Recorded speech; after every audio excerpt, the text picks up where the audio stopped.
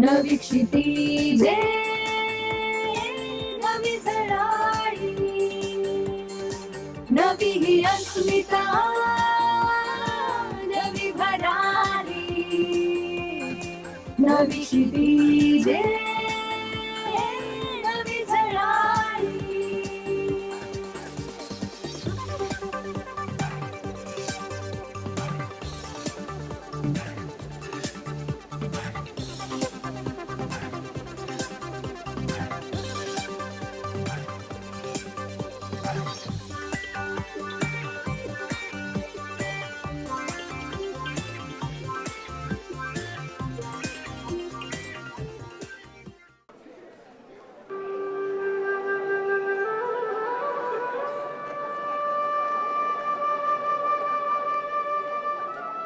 यदा यदा हि धर्मस्य ग्लानिर्भवति भारत अभ्युत्थानम् अधर्मस्य तदात्मानं सृजाम्यहम् परित्राणाय साधूनां विनाशाय च दुष्कृतां धर्म संस्थापनार्थाय संभवामि युगे युगे. धर्म संस्थापनाकारणे युगायुगे अवतार घेणे, नानाविध वेश नटणे जगतपतीचे कर्तव्य. या स्वामी चरित्रातील ओळीनुसार युगानुयुगे चालत आलेले हे परब्रह्माचे कार्य कलियुगात देखील सुरू आहे. या कलियुगाचे चालक मालक पालक भगवान दत्तात्रेय महाराज म्हणजेच मूळचे श्री स्वामी समर्थ महाराज होय. श्री दत्त महाराज. भगवान श्री दत्त महाराजांनी दुःखित पीडित विविध प्रश्न आणि समस्यांनी ग्रासलेल्या जनांना चिंतामुक्त केले. दुष्ट दुर्जन अधर्मी लोकांना सन्मार्गाची वाट दाखवून मानव जातीच्या उद्धाराचे व विश्व कल्याणाचे कार्य केले. श्री स्वामी समर्थ महाराज. श्री दत्त महाराजांचे मूळ स्वरूप म्हणजे श्री स्वामी समर्थ महाराज होय. श्री स्वामी महाराज इसवी सन 1149 मध्ये चैत्र शुद्ध द्वितीया या दिवशी पंजाब प्रांतातील झेली या छोट्याशा गावात साधारणपणे 8 वर्षाच्या तेजस्वी बालकाच्या रूपात धरणीत दुभंगून प्रगट झाले. श्रीपाद श्रीवल्लभ महाराज. भगवान श्री दत्तात्रेय इसवी सन 1378 मध्ये आंध्र प्रदेशातील पिठापूर क्षेत्री श्री अप्पळराज शर्मा आणि सुमती देवी या दाम्पत्यांच्या पोटी श्रीपाद श्री वल्लभ या नावाने प्रकट झाले. भगवान श्री नृसिंह सरस्वती महाराज. श्री स्वामी महाराजांच्या नियोजनानुसार महाराष्ट्र राज्यातील कारंजा या गावी श्री माधव आणि अंबा भवानी या दाम्पत्याच्या पोटी एक बालक जन्माला आले. श्री स्वामी समर्थ महाराज. गुरु शिष्य परंपरेचे महत्त्व सर्वसामान्यांपर्यंत पोहोचवण्यासाठी व धर्माचरण संस्कार प्रसारित होण्यासाठी पुन्हा श्री स्वामी समर्थ आविष्कार धारण करून जन उद्धाराच्या कार्यास सुरुवात केली. श्री स्वामी समर्थ या आविष्कारामध्ये महाराजांनी देशात परदेशात भ्रमंती करून लोकांना दुःखमुक्त केले. श्री स्वामी महाराजांनी विविध लीलांमधून जाती धर्म पंथ यांच्या भिंती नष्ट करून माणुसकी धर्माची जपणूक करण्याची शिकवण दिली. गुरु शिष्य परंपरा रुजवून समाज प्रबोधनाचे कार्य केले.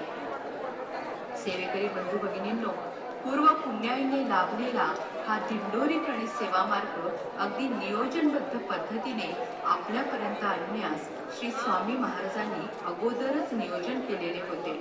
म्हणूनच अक्कलकोटला केवळ समाधी घेण्याचे नाटक करून लौकिक दृष्ट्या देह ठेवला, कारण त्यांना या दिंडोरी प्रणित सेवा कार्याची उभारणी करावयाची होती. सद्गुरू परमपूज्य पिठले महाराज. या दिंडोरी प्रणित स्वामी समर्थ सेवा मार्गाच्या पुढील प्रवासासाठी व विश्वाच्या कल्याणासाठी स्वामी महाराज एका सत्शिष्यावर लक्ष ठेवून होते. ते शिष्य म्हणजे सद्गुरू परमपूज्य पिठले महाराज होय. सद्गुरू परमपूज्य पिठले महाराजांच्या मार्गदर्शनानुसार सद्गुरू मोरेदादांनी दिंडोरी प्रणित स्वामी सेवा कार्यात सुरुवात केली.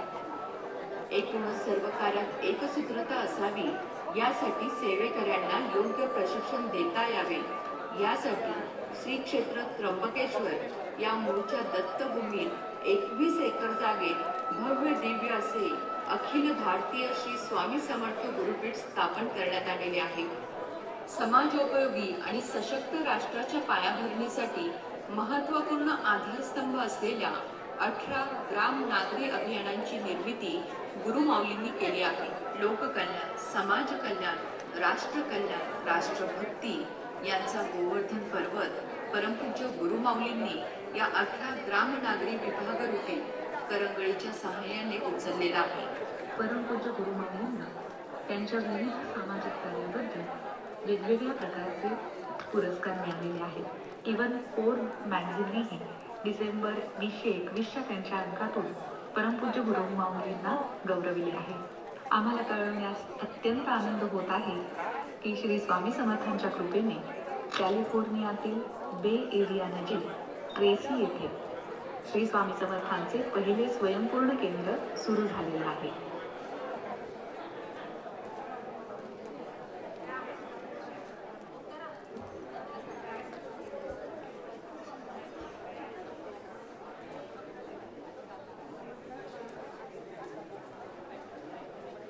हॅलो, आपण कार्यक्रमाला सुरुवात करत आहोत. अगदी 1 मिनिट आपण थांबूया. जे आत्ता अगदी उभे आहेत, समोर दिसतात, त्यांना जागा मिळेपर्यंत. पण आपण आता कार्यक्रमाला सुरुवात करणार आहोत.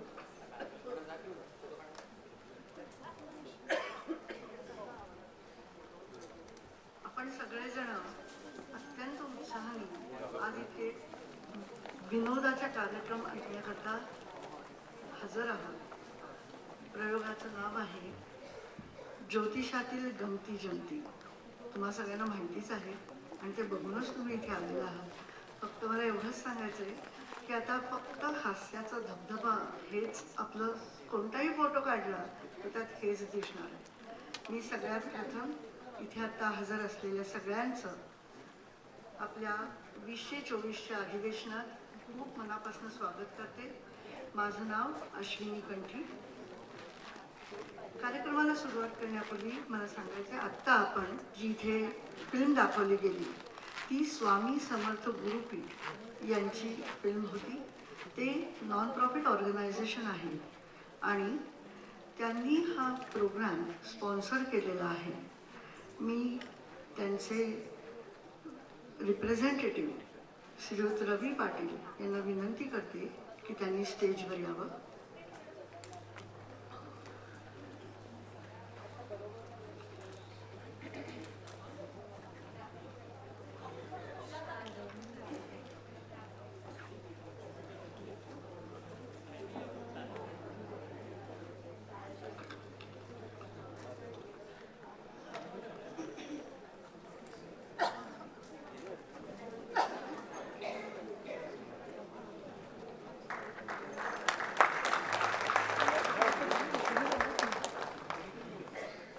या क्लिपमध्ये भरपूर माहिती समजून घेतलेली आहे. फक्त मी अजून 2 गोष्टी त्यात ॲड करते की त्यांच्या या स्वामी समर्थ गुरुपीठ या माध्यमातून ते पर्सनल, फॅमिली आणि सोशल प्रॉब्लेम सोडवायचा प्रयत्न करतात, पण त्यांचा मार्ग अध्यात्माचा आहे.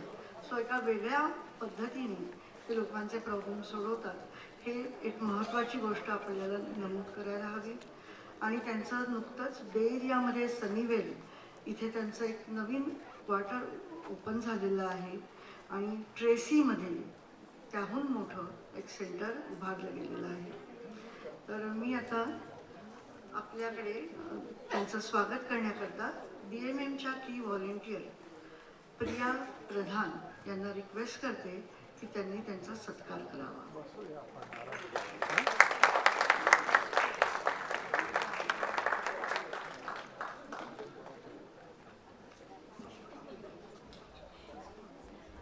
आणि त्यांनी इथे त्यांचा स्वतःचा बूथ घेतलेला आहे 215 नंबरचा. तुम्ही सगळ्यांनी जरूर त्या बूथला भेट द्यावी असं पण मी सगळ्यांना विनंती करते.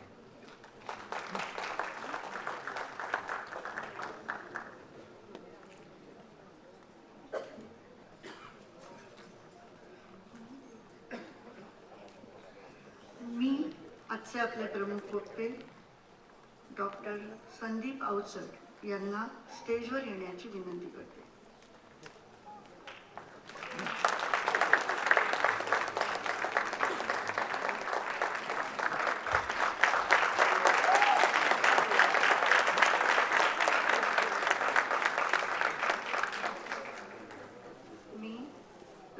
पाटील यांना संदीपजींचा सत्कार करण्याची विनंती करते.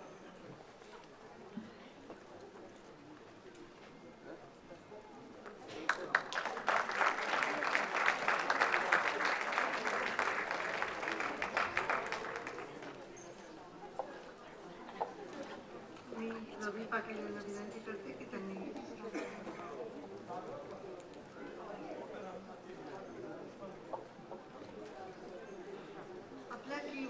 आपल्या की व्हॉलेंटियर प्रिया प्रधान आपल्याला संदीपजींबद्दल 2 शब्द सांगतील. नमस्कार.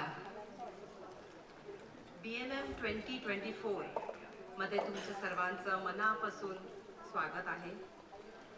आम्ही जेव्हा हा सगळा प्रोग्राम आखत होतो तेव्हा आम्हाला वेगळ्या वेगळ्या क्षेत्रातल्या लोकांना इथे आपण कसं घेऊन येऊ शकतो to make this a grand success. आणि प्रत्येकाच्या आवडीनिवडी वेगळ्या असतात, त्याच्यामुळे प्रत्येकाला आवडेल असं काहीतरी एक आपण आणावं म्हणून आम्ही प्रयत्न करत होतो. आणि डॉक्टर संदीप अवचट हे इथे आज आहेत आपल्याबरोबर. So he is going to really make it happen. कारण त्यांना ज्या गोष्टी म्हणजे आपण सगळ्यांना उत्सुकता असते for to know how we can better our future. तर सायंटिफिक रीत्या ज्योतिषाकडे बघण्याचा दृष्टिकोन हा त्यांचा आहे आणि गेले 25 वर्षांपासून ते तेच करत आहेत. So not to make it serious, so he is going to make it in a अगदी हलक्या फुलक्या रीतीने आपल्याला ते त्या संबंधित सांगणार आहेत. आणि I am sure you all are going to enjoy this very much. Please enjoy. Thank you.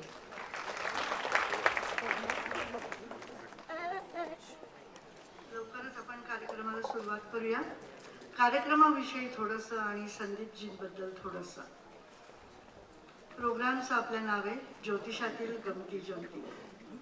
आपल्या सगळ्यांना एक कविता व्यवस्थित माहिती आहे, मंगेश पाडगावकरांची, सगळ्यांना तोंडपाठ आहे. सांगा कसं जगायचं, कणात कणात की गाणं म्हणत. तर याच्यावरून आपल्याला समजतं की काही लोक सतत आनंदात असतात, काही लोक सतत दुःखात असतात, काही लोक एकदम परफेक्शनिस्ट असतात, तर काही लोक बिनधास्तपणे वावरत असतात. तर या परिस्थितीत आपल्या स्वभावाचा, आपल्या वागण्याचा, आपल्या बोलण्याचा आणि राशींचा काही संबंध असतो का, हे सांगण्याकरता ते आज खास आपल्याकरता इथे पुण्याहून आलेले आहेत. त्यांचा ज्योतिषशास्त्राचा अनुभव खूप मोठा आहे. त्यांच्या इतक्या वर्षांच्या अनुभवावर आधारित एक हास्याचा कार्यक्रम आता आपण सगळेजण अनुभवणार आहोत.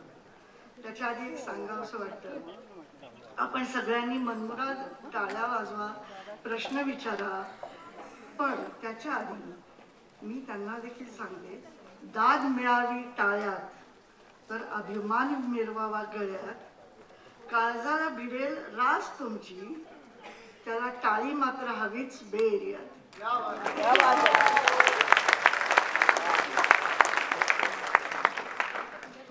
या विनोदाबरोबरच त्यांचं असं म्हणणं आहे की ज्योतिषशास्त्र हे भारतातील प्राचीन शास्त्र आहे आणि ते एक शास्त्र आहे, अचूक शास्त्र आहे. हे समाजात रुजवायला हवं. ज्योतिषशास्त्राबद्दलच्या अंधश्रद्धा, रूढी, वैगुण्य हे दूर करायला हवं आणि त्याला एक पारदर्शक नजरेने आपल्याला बघता यायला हवं. हा त्यांचा सतत प्रयत्न असतो. 2009 ते 2018 या काळात टीव्हीवर वेगवेगळ्या चॅनल्समधून त्यांना लोकप्रिय ज्योतिषी म्हणून सन्मान प्राप्त झाला आहे. शास्त्रीय ज्योतिषाविषयी त्यांची Bharat, Dubai, Singapore, Australia, England, America अशी जगभर विज्ञाननिष्ठ ज्योतिष या विषयावर भाषणं होत असतात. मात्र याच जोडीला त्यांनी ललित लेखन, कविता लेखन, कविता सादरीकरण, समीक्षणात्मक लेख, नाट्यलेखन, चित्रपटासाठी गीतलेखन, ज्योतिषशास्त्र विषयक लेखन अशा अनेक क्षेत्रात स्वतःचा ठसा उमटवला आहे. ते स्वतः उत्तम कविता करतात. कविता लेखनासाठी त्यांना अनेक महत्त्वाचे सन्मान प्राप्त झाले आहेत. जाहिरात, पत्रकारिता, व्यसनमुक्ती, वृक्ष संवर्धन, विवाह समुपदेशन या क्षेत्रात देखील त्यांचे विशेष योगदान आहे. फुगे आणि सविता दामोदर परांजपे अशा मराठी चित्रपटांमधून त्यांनी कामं केली आहेत. तर या अशा चतुरस्र व्यक्तिमत्वाविषयी सांगायला खूप आहे. परंतु मी आता थांबते, कारण तुम्हा सगळ्यांना कार्यक्रमाची जास्त उत्सुकता आहे.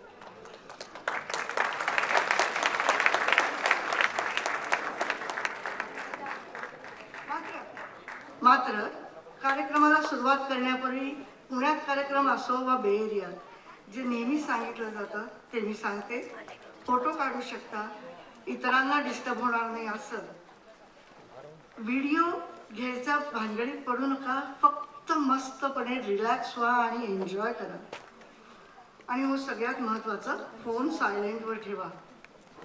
चान्स अजिबात घेऊ नका, नाहीतर संदीपजी तुमचे राज ओळखतील आणि एका सेकंदात तुमचे राज इथे जाहीर करतील.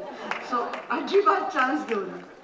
आणि शेवटची गोष्ट, लहान व्यक्ती, वयाने लहान व्यक्ती जर कोणी इथे असतील तर आपल्या आजूबाजूला काही सिनियर व्यक्ती उभ्या आहेत, त्यांना तुमची खुर्ची देण्याची मी तुम्हाला विनंती करते. थँक्यू.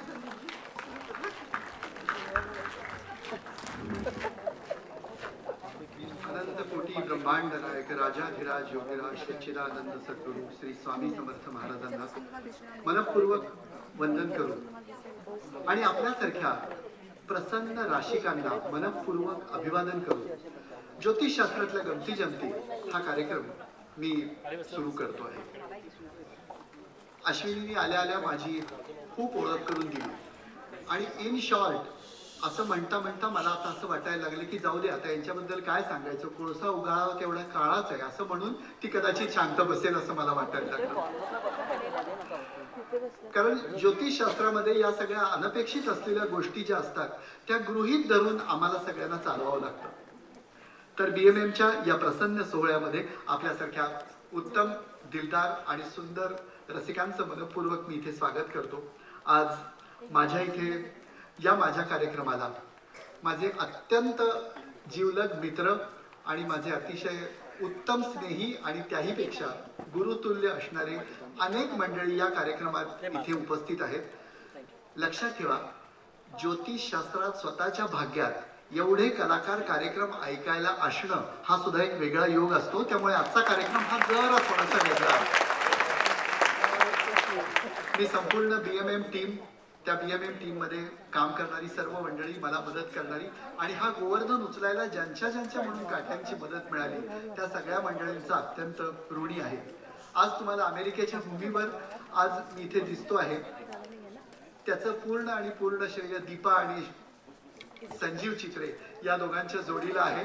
कारण या दोघांनी अत्यंत मनपूर्वक अमेरिकेतला पहिला कार्यक्रम इथे केला. त्यानंतर मी आवर्जून नाव घेईन मीनाताई नेरुरकर, त्यांनी मला अतिशय बहुमूल्य असं मार्गदर्शन केलं. याचबरोबर आनंदजी, माझ्या अगदी शाळेपासूनच्या असणाऱ्या शिक्षिका अंजलीताई ताथोडेकर आज आवर्जून मला इथे आशीर्वाद द्यायला उपस्थित आहेत. साक्षात संजीवजी, चारुदत्तजी अशी सगळी मंडळी इथे समोर आहेत. त्यामुळे माझं आज थोडंसं टेन्शन वाढलेलं आहे, कारण या सगळ्या दिग्गजांसमोर तुम्ही जेव्हा कार्यक्रम करत असता त्यावेळेला तुम्हाला थोडीशी अँझायटी वाढते. पण हा कार्यक्रमच मुळात अँझायटी कमी करण्याचा कार्यक्रम आहे असं मला वाटतं. ज्योतिष हे अंदाज आणि अनुमान आणि भाकितांचं शास्त्र असलं तरी हजारो वर्षांपूर्वी शास्त्रज्ञ असणाऱ्या ऋषीमुनींच्या अभ्यासाचा विलक्षण आणि ठोस आधार असलेलं शास्त्र घेऊन हे आपल्या समोर आलेलं आहे. आजचा आपला हा कार्यक्रम ज्योतिषशास्त्र हा जरी असला तरी कर्मेश्वराकडून परमेश्वराकडे जायचंय हा एकमेव भाग आपण बघतो. इतर वेळेला नेमकं उलट होत असतं. कुठलाही ज्योतिषी कुणाचंही नशीब बदलू शकत नाही. मी अतिशय महत्वाचं आणि मनपूर्वक विधान करतो की कुठलाही ज्योतिषी आयुष्यात कधीही कुणाचं नशीब बदलू शकत नाही, परंतु दिशा नक्की दाखवू शकतो.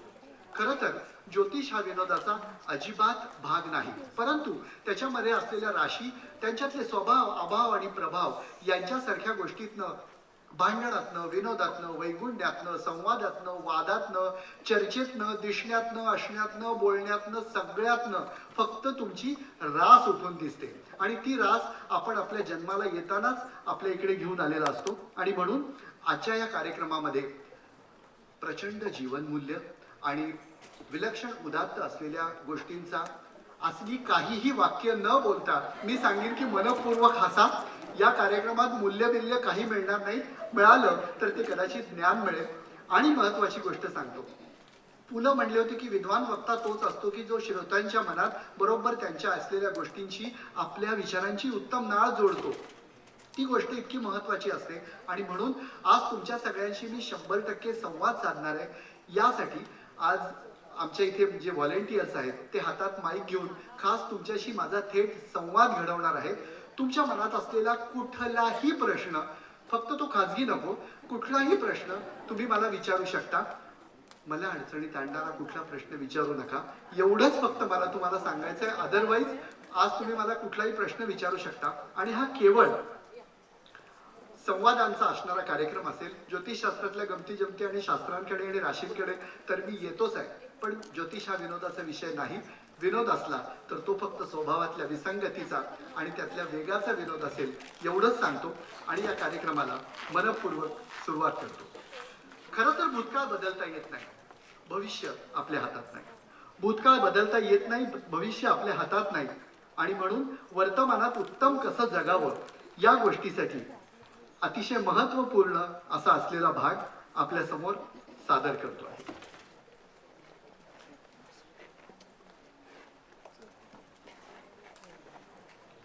सुरुवात करूया. आज इथे असलेली जी सगळे राशींची वेगवेगळी मंडळी असतील तर तुम्हाला जर सगळ्यात मला एक पहिल्यांदा महत्वाचा कार्यक्रम सुरू करण्याच्या आधी छोटीशी गोष्ट सांगतो की यात मी व्यक्त केलेले जे विचार आहेत ते विचार माझे आहेत. तुमच्या राशीशी जर त्या गोष्टी जुळत असतील तर ते सगळं तुमचं आहे, त्याच्याशी माझा काही संबंध नाही. तुम्ही त्या राशी घेऊन आलेला आहे, त्यामुळे मी काही करू शकत नाही. मेष राशीपासून सुरुवात करूया मंडळी. की तेजस्विता, संघर्ष, ऊर्जा आणि यांचं सेनापतीचं काम करणारी मेष रास, ज्याला आपण एरिस म्हणतो, ती राशीचक्राच्या पहिल्या भागामध्ये आपल्या समोर येते. राशीमध्ये सगळ्यात महत्वाची गोष्ट असेल तर प्रत्येक राशीचं एक ब्रीदवाक्य असतं आणि त्या ब्रीदवाक्य मेष राशीसाठी आहे की खटक्यावर बोट आणि जाग्यावर पलटी. एवढ्या सगळ्यांचे खटके आहेत. तर खटक्यावर बोट आणि जागेवर पलटी सगळ्यात महत्वाचा भाग हाच असतो की चैतन्य, उत्साही, संकटांना अजिबात न घाबरणारी, लढाऊ टक्कर देण्याची प्रवृत्ती असलेली मेष रास ही एक अतिशय विलक्षण रास असते. तुमच्या घरात जर मेष राशीचा नवरा किंवा बायको असेल तर ते तुमचे आयुष्यासाठी अतिशय खंबीर जोडीदार असतात. पण रोमॅन्टिक जोडीदार होणं हे मेष राशीच्या माणसाला आयुष्यात कधीही जमत नाही. मेष राशीचा कुठलाही नवरा बायकोला गुलाबाचं फुल देत नाही, तिला आय लव्ह यू म्हणत नाही, तिच्यासाठी जीव देईल, पण अदरवाईज जीव घेईल हे जास्त महत्वाचं आहे. हा त्याच्यातला महत्वाचा भाग आहे. मेष राशीची जी माणसं असतात त्यातला एक सगळ्यात महत्वाचा भाग असा असतो, एक मेष राशीचा मनुष्य होता, त्याचं कर्क राशीच्या मुलीबरोबर लग्न ठरलं आणि लग्न ठरल्यानंतर आता ते सगळे स्वप्नाळू दिवस असतात. तुम्ही बघत असाल कर्क राशीची माणसं कशी छान स्वप्नाळू असतात. मेष राशीचा मुलगा तिला आपल्या गावाकडच्या घरी घेऊन गेला आणि अतिशय प्रेमाने तिला आपला मळा दाखवायला घेऊन गेला. मळा दाखवायला घेऊन गेल्यावर तिथे गाय आणि बैल यांची जोडी बांधलेली होती. तर तो जो बैल होता तो गाईला डुशा मारत होता, अतिशय प्रेमाने तिला कुरवाळत होता, मधूनच चाटत होता. तर कर्क राशीची जी बाई होती तिच्या नेहमीच्या अतिशय मनपूर्वक स्वभावानुसार ती त्याला मेष राशीच्या नवऱ्याला आपल्या होणाऱ्या म्हणली की त्या गाईला आत्ता काय वाटत असेल त्याची फिलिंग मला घ्यायची आहे रे. मेष राशीचा मनुष्य म्हणलं जा की घेऊन, बैल आपलाच आहे, कोण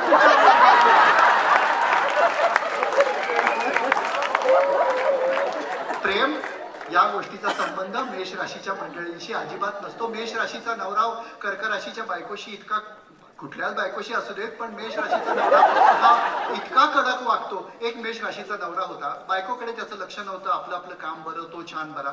त्याची बायको होती, ती बायको होती कन्या राशीची. आता कन्या राशीची माणसं खूप विचारी असतात, छोट्या छोट्या गोष्टींबद्दल त्यांना खूप क्युरिओसिटी असते. मेष राशीचा मनुष्य तिच्याशी अजिबात काही संपर्क ठेवून नव्हता, त्यामुळे ती बाई बिचारी फ्रस्ट्रेट झाली. मग फ्रस्ट्रेट झाल्यानंतर ती म्हटली की मला कधीतरी डॉक्टरकडे घेऊन चल, त्याची तिकडे तरी काहीतरी मिळेल. मेष राशीचा मनुष्य तिला घेऊन डॉक्टरकडे गेला. डॉक्टर होता वृषभ राशीचा. वृषभ राशीची माणसं लई प्रेमळ असतात, अत्यंत रोमॅन्टिक असतात, लोकांना अतिशय मनापासून जिव्हाळा देतात आणि खतरनाक पद्धतीने आपलं प्रेम व्यक्त करतात. हे वृषभ राशीच्या माणसाला नक्की माहिती आहे. वृषभ राशीच्या डॉक्टरकडे मेष राशीचा नवरा आपल्या कन्या राशीच्या बायकोला घेऊन गेला. वृषभ राशीचा मनुष्य चाणाक्ष होता. त्यांनी त्या बाईची सगळी प्रवृत्ती बघितली आणि बिनधास्त त्या बाईचं डोकं आपल्या खांद्यावर ठेवलं, तिच्या अंगावरून डोक्यावरून हात फिरवत राहिला आणि म्हणला की मोकळं हो, अतिशय शांत हो, बोल.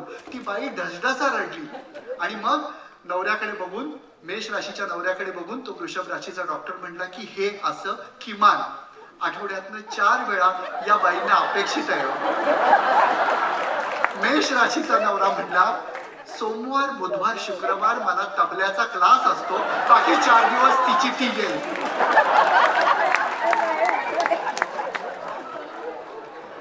मेष राशीची माणसं व्याख्या करताना लई भारी व्याख्या करतात. मेष राशीच्या एका माणसाने आपल्या मुलाला सांगितलं 100% की भाऊ तू अभ्यास करणं गरजेचं आहे, नाहीतर एक महत्वाच्या 2 गोष्टी होतील की आयुष्यात परीक्षा या गोष्टीचा तुला जर अंदाज आला तर त्याची फक्त 2च पद्धतीने फोड होऊ शकते. उत्तम अभ्यास केलास तर परी मिळेल, नाहीतर रिक्षा आहेच.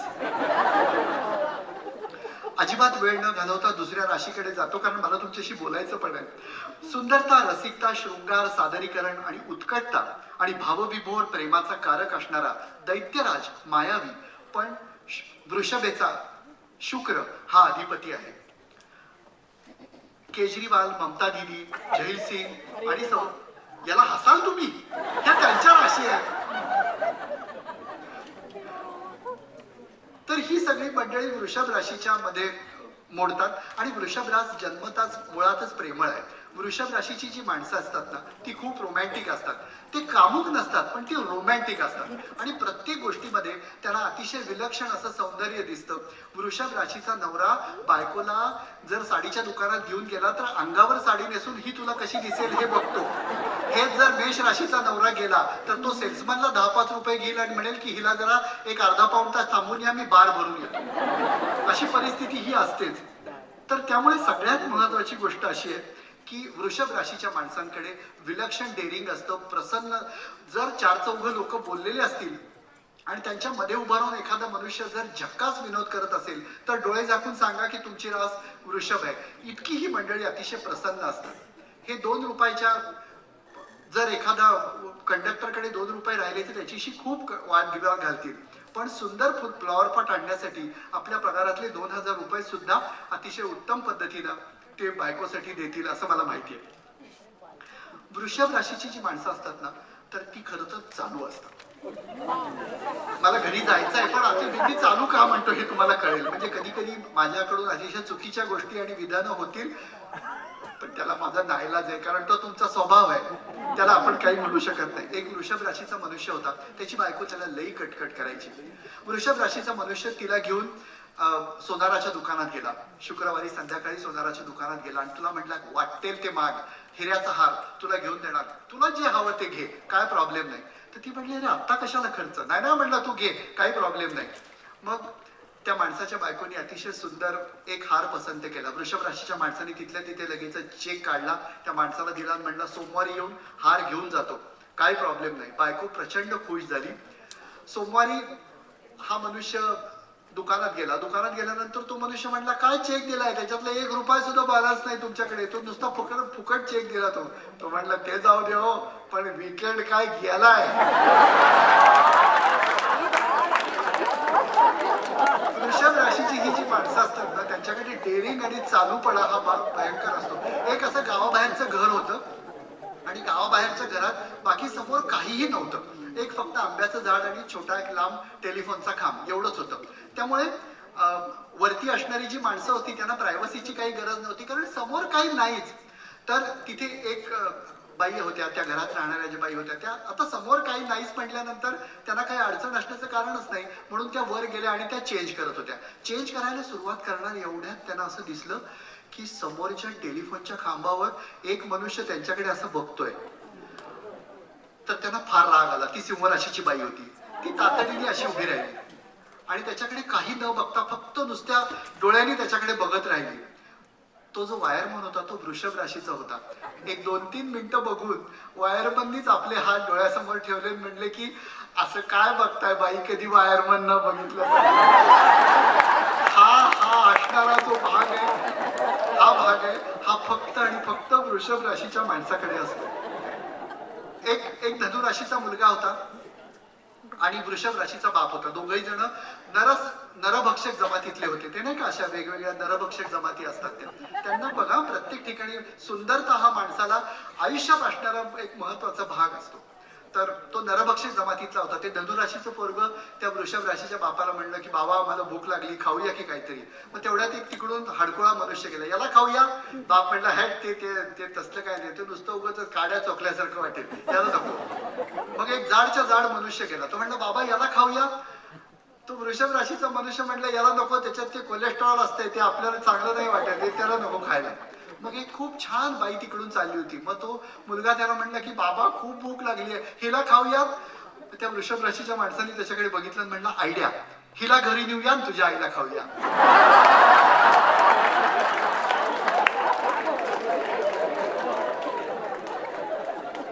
वृषभ राशीची माणसं चालू काय आहेत, याला माझ्याकडे खूप कारण आहे.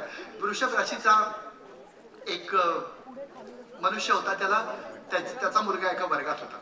तर त्याच्या वर्गात गेल्यानंतर एकदम सेन्सेक्स, जनगणना आणि कुटुंब कल्याण अशा 2-3 सेक्टर मधली माणसं आली आणि प्रत्येकाला विचारलं तुला किती भाऊ आहेत, तुला किती भाऊ आहेत, तुला किती भाऊ आहेत. तर वृषभ राशीचा जो मुलगा, म्हणजे वृषभ राशीचा माणसाचा जो मुलगा होता, तर त्याला विचारलं काय रे तुला किती भावंड. तर तो म्हणला आम्ही सगळे मिळून 4 भावंड. तर ती जनगणनावाली बाई म्हटली की का तुमच्याकडे कधी कुणी फॅमिली प्लॅनिंग किंवा कुटुंब कल्याणवाला आलं नाही, तुझ्या वडिलांना कधी कुणी काही सांगितलं नाही. सांगितलं ना म्हटलं, पण त्या बाईंपासून सुद्धा मला 3 सावत्र भावंड आहेत. म्हणजे तुम्ही काही करा किंवा करू नका, त्यांच्यावर सोपवलेलं काम ते इतक्या उत्तम पद्धतीने करतात आणि त्यांच्याकडे इतकं भारी रिझनिंग असतं की तुम्ही त्याला दुसरं काही करू शकत नाही.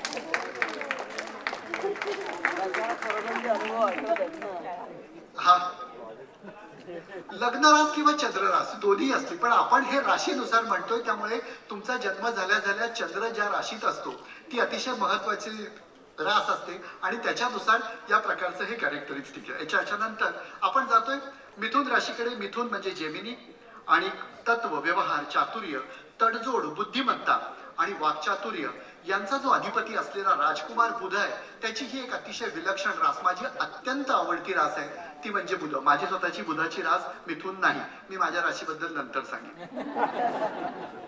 सोनिया गांधी, युवराज सिंग आणि रामदास स्वामी अशा व्हेरिएशन्स असलेल्या अनेक व्यक्ती या राशीमध्ये जन्मलेल्या असतात. त्याला आपल्या हातात काही नसतं. पण मिथुन राशीची माणसं जी असतात त्यांच्याकडे विलक्षण हजरजबाबीपणा असतो. एखाद्या माणसाला गप्प करायचं असेल तर मिथुन राशीच्या मंडळींसमोर उभं करायचं. एक मिथुन राशीचा मुलगा होता आणि मेष राशीच्या बाई त्याची परीक्षा घेत होत्या आणि त्याला काही माहित नव्हतं आता वेगवेगळ्या पद्धतीत, म्हणून त्यांनी त्या मुलाला विचारलं. त्यांनी त्या मुलाला 3-4 पक्ष्यांच्या पायांचे ठसे दाखवले, म्हणजे फोटो दाखवले आणि म्हटले की हा कोण आहे पक्षी सांग, तो कोण आहे पक्षी सांग, तो कोण आहे पक्षी सांग. त्या मुलाला काही म्हणजे काही सांगता आलं नाही. तर त्या म्हणल्या अरे तुझा अभ्यास नाहीये याचा अर्थ, हे पाय बघून लगेचच तो पक्षी ओळखता येतो.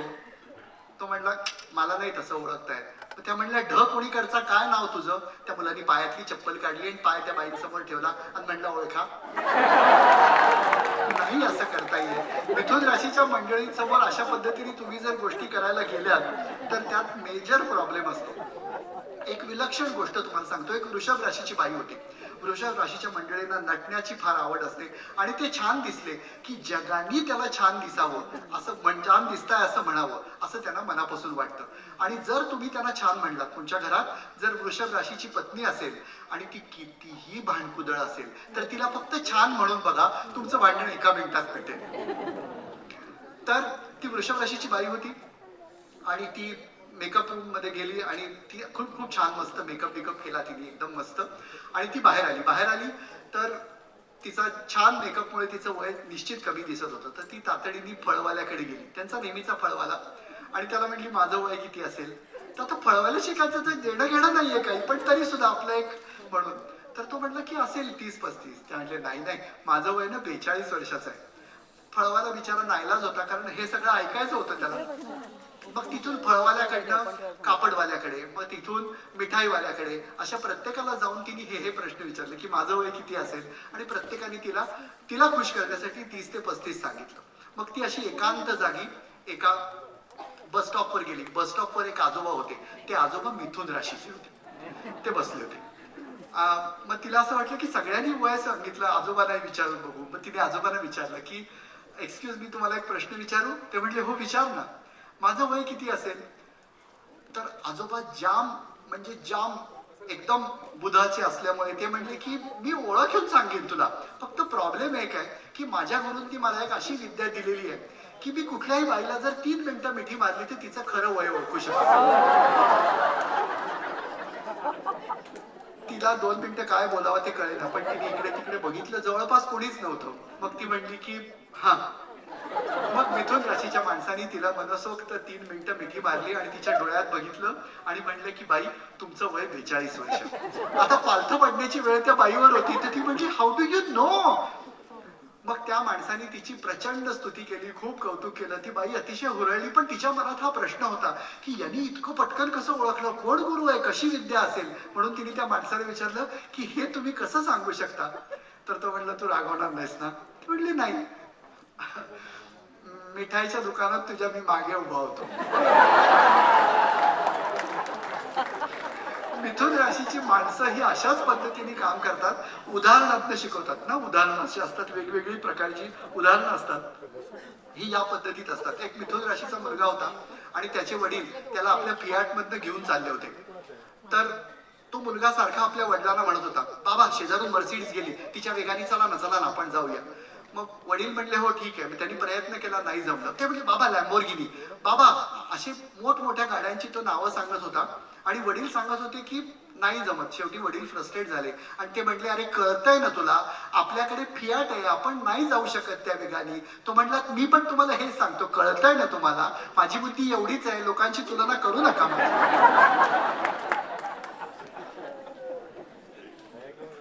यानंतरची जी रास आहे ती रास आहे कर्क रास. माया, प्रेम, शीतलता, संवेदनशीलता आणि उत्कर्षाचा कारक असलेला प्रेमळ चंद्र यांची ही रास. या राशीमध्ये किशोर कुमार, मनमोहन सिंग, महात्मा गांधी आणि गोंदवलेकर महाराज ही सगळी मंडळी या राशीत येतात. कर्क राशीची जी मंडळी असतात त्या कर्क राशीच्या मंडळींबद्दल मला नेहमी असं सांगावं असं वाटतं की कर्क राशीच्या माणसांना खरं सांगता येत नाही आणि त्यांना खोटं अजिबात बोलता येत नाही. त्यामुळे वाटेल ते केलं तरी सुद्धा कर्क राशीची जी मंडळी आहे ती एका वेगळ्याच टप्प्यामध्ये असतात. मी अनेकदा हा किस्सा सांगतो आणि लोक त्याच्यावर तुडुंब खुश होतात. एक कर्क राशीचे गायनाकॉलॉजिस्ट होते आणि ते गायनाकॉलॉजिस्ट अतिशय गोष्टी वेल्हाळ एकदम छान असेल. त्यांची मेष राशीची बायको होती. तर एक दिवशी त्याची बायको गावाला गेलेली असताना त्या बायकोच्या क्लब मधल्या सगळ्या बायका यांच्याकडे आल्या आणि म्हटल्या की डॉक्टर आज तुम्ही आमच्याकडे व्याख्यानाला याल का? डॉक्टर म्हणले हो 100% येणार व्याख्यानाला, काही प्रॉब्लेम नाही. आणि मग ते व्याख्यानाला गेले. कर्क राशीचा मनुष्य अत्यंत दिलखुलास असतो. लोकांना सांभाळून घेणं, सामावून घेणं, ओळख ठेवणं, ओळख वाढवणं, त्यांच्याशी बोलणं, संवाद ठेवणं, अतिशय उत्तम पद्धतीने एखादी गोष्ट डिलिव्हर करणं, या सगळ्या ज्या गोष्टी असतात त्या गोष्टी कर्क राशीच्या माणसांना जमतात. आपल्याकडे एक अतिशय उत्तम असलेलं उदाहरण म्हणजे पंडित संजीवजी अभ्यंकर, कर्क राशीचे. लई भारी माणूस, पण खोटं बोलता येत नाही, स्वतःबद्दल खोटा बडेजाव करता येत नाही, अत्यंत विनम्रता असते. तर डॉक्टर त्या बायकांच्या कॉन्फरन्सला गेले. आता त्या काही बायका होत्या, तर त्या बायकांनी सांगितलं की आता हे गायनाकॉलॉजिस्ट, यांना काही बोललं किंवा काही विचारलं तरी सुद्धा चालेल. म्हणून ऐन वेळेला डॉक्टरांना त्या सगळ्या बायकांनी विषय दिला की स्त्री पुरुष संबंधातल्या विविधतेवर बोला. आता डॉक्टर ते गायनाकॉलॉजिस्टच होते, त्यामुळे त्यांना सगळंच माहिती. त्यांनी अतिशय छान व्याख्यान दिलं, 2 तास उत्तम व्याख्यान दिलं. सगळेजण अतिशय खुश झाले, बायका तर लई खुश झाल्या. आणि मग डॉक्टर घरी आले. घरी आल्यानंतर त्यांची बायको उभी होती तिथे आणि म्हणली की कुठे गेला होता? तर डॉक्टर म्हणले हे ते क्लबमध्ये. तर म्हणले माझ्या क्लबमध्ये कशाला? तर म्हणले व्याख्यानाला. अच्छा, काय बोललास? तर आता डॉक्टरना जाम लाज वाटली की आपण काय बोललो एकदम इतकं जाऊन, सगळ्या एकदम फक्त बायका. तर डॉक्टरना स्वतःला ना विमान प्रवासाची भयंकर भीती होती, पण आपलं काहीतरी खोटं बोलायचं म्हणून ते बायकोला म्हणले की विमान प्रवासात घ्यायची काळजी याच्यावर मी बोललो. तर ती म्हटली बाळाटच आहेस, विमान प्रवास तुलाच इतकी काळजी वाटते आणि तूच इतका घाबरतोस विमान प्रवासाला, काही जाऊन काय सांगून आलास? डॉक्टर असतील म्हणून काय वाटेल ते बोलशील का? ही गोष्ट खरं तर इथे संपायला पाहिजे होती. दुसऱ्या दिवशी मंडईमध्ये डॉक्टरांच्या बायकोला क्लब मधली एक बाई भेटली आणि म्हणली की तुझा नवरा काय बोलतो अगं, काय त्याचं ज्ञान, किती सुंदर उदाहरणं, किती इनडेप्थ त्याचं असलेलं नॉलेज, किती त्याची ओघवती भाषा, किती अप्रतिम सुंदर बोलले ते. माहितीये म्हटली, सगळं माहितीये मला. जे सांगितलं ना ते सगळं खोटं. इतका भित्रट आहे, प्रत्येक वेळेला मी ओढून नेलंय मी.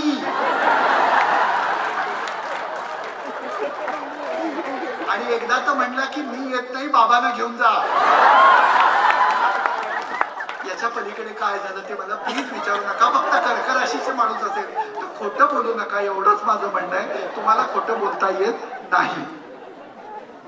कर्क राशीचा मनुष्य जो आहे ना तो इतका भोळा भाबडा असतो. कर्क राशीच्या माणसाने पहिल्या रात्री बायकोला अत्यंत प्रेमाने स्नेहभराने मिठीत घेतलं आणि तिच्या डोक्यावर हात ठेवून सांगितलं की आजपासून तूच माझी प्रेरणा, तूच माझी कविता, तूच माझी कल्पना, तूच माझी प्रतिभा. तर त्याची जी बायको होती ती बायको होती धनु राशीची. मग तिला प्रचंड पश्चात्तापाचा फील आला आणि ती म्हणली हो मग आजपासून तूच माझा बंडू, तूच माझा सुरेश, तूच माझा. त्यामुळे प्रेम द्यायला जाताना आपण ते कोणाला देतोय हे पण कर्क राशीच्या माणसाने बघणं अत्यंत गरजेचं आहे. कर्क राशीची माणसं अशी असतात ती इतकी स्नेहशील आणि प्रेमळ असतात. एक कर्क राशीच्या माणसाची मुलगी होती, तिचा बॉयफ्रेंड होता, त्यांचं लग्न ठरलेलं होतं. मग तो बॉयफ्रेंड तिला सोडायला आला, रात्र झाली होती आणि मग सोडायला आल्यानंतर तो तिच्या दरवाजापर्यंत आला आणि ती आत जाणार एवढ्यात तो असा दरवाजाला टेकला आणि म्हणला जायचं नाही, जाताना मला एक गुड नाईट किस हवाय तुझ्याकडनं. तर ती म्हणली की नको, आज बाबा झोपलेले असतील, अजिबात नको, आता तू मला सोडायला आलायस ना, तू असं नको करूस. तर तो म्हणला नाही, मला हवा म्हणजे हवा आत्ताच. असं म्हणून त्यांनी खूप त्याच्याशी गोंधळ घातला. तेवढ्यात खाडकन दार उघडलं गेलं.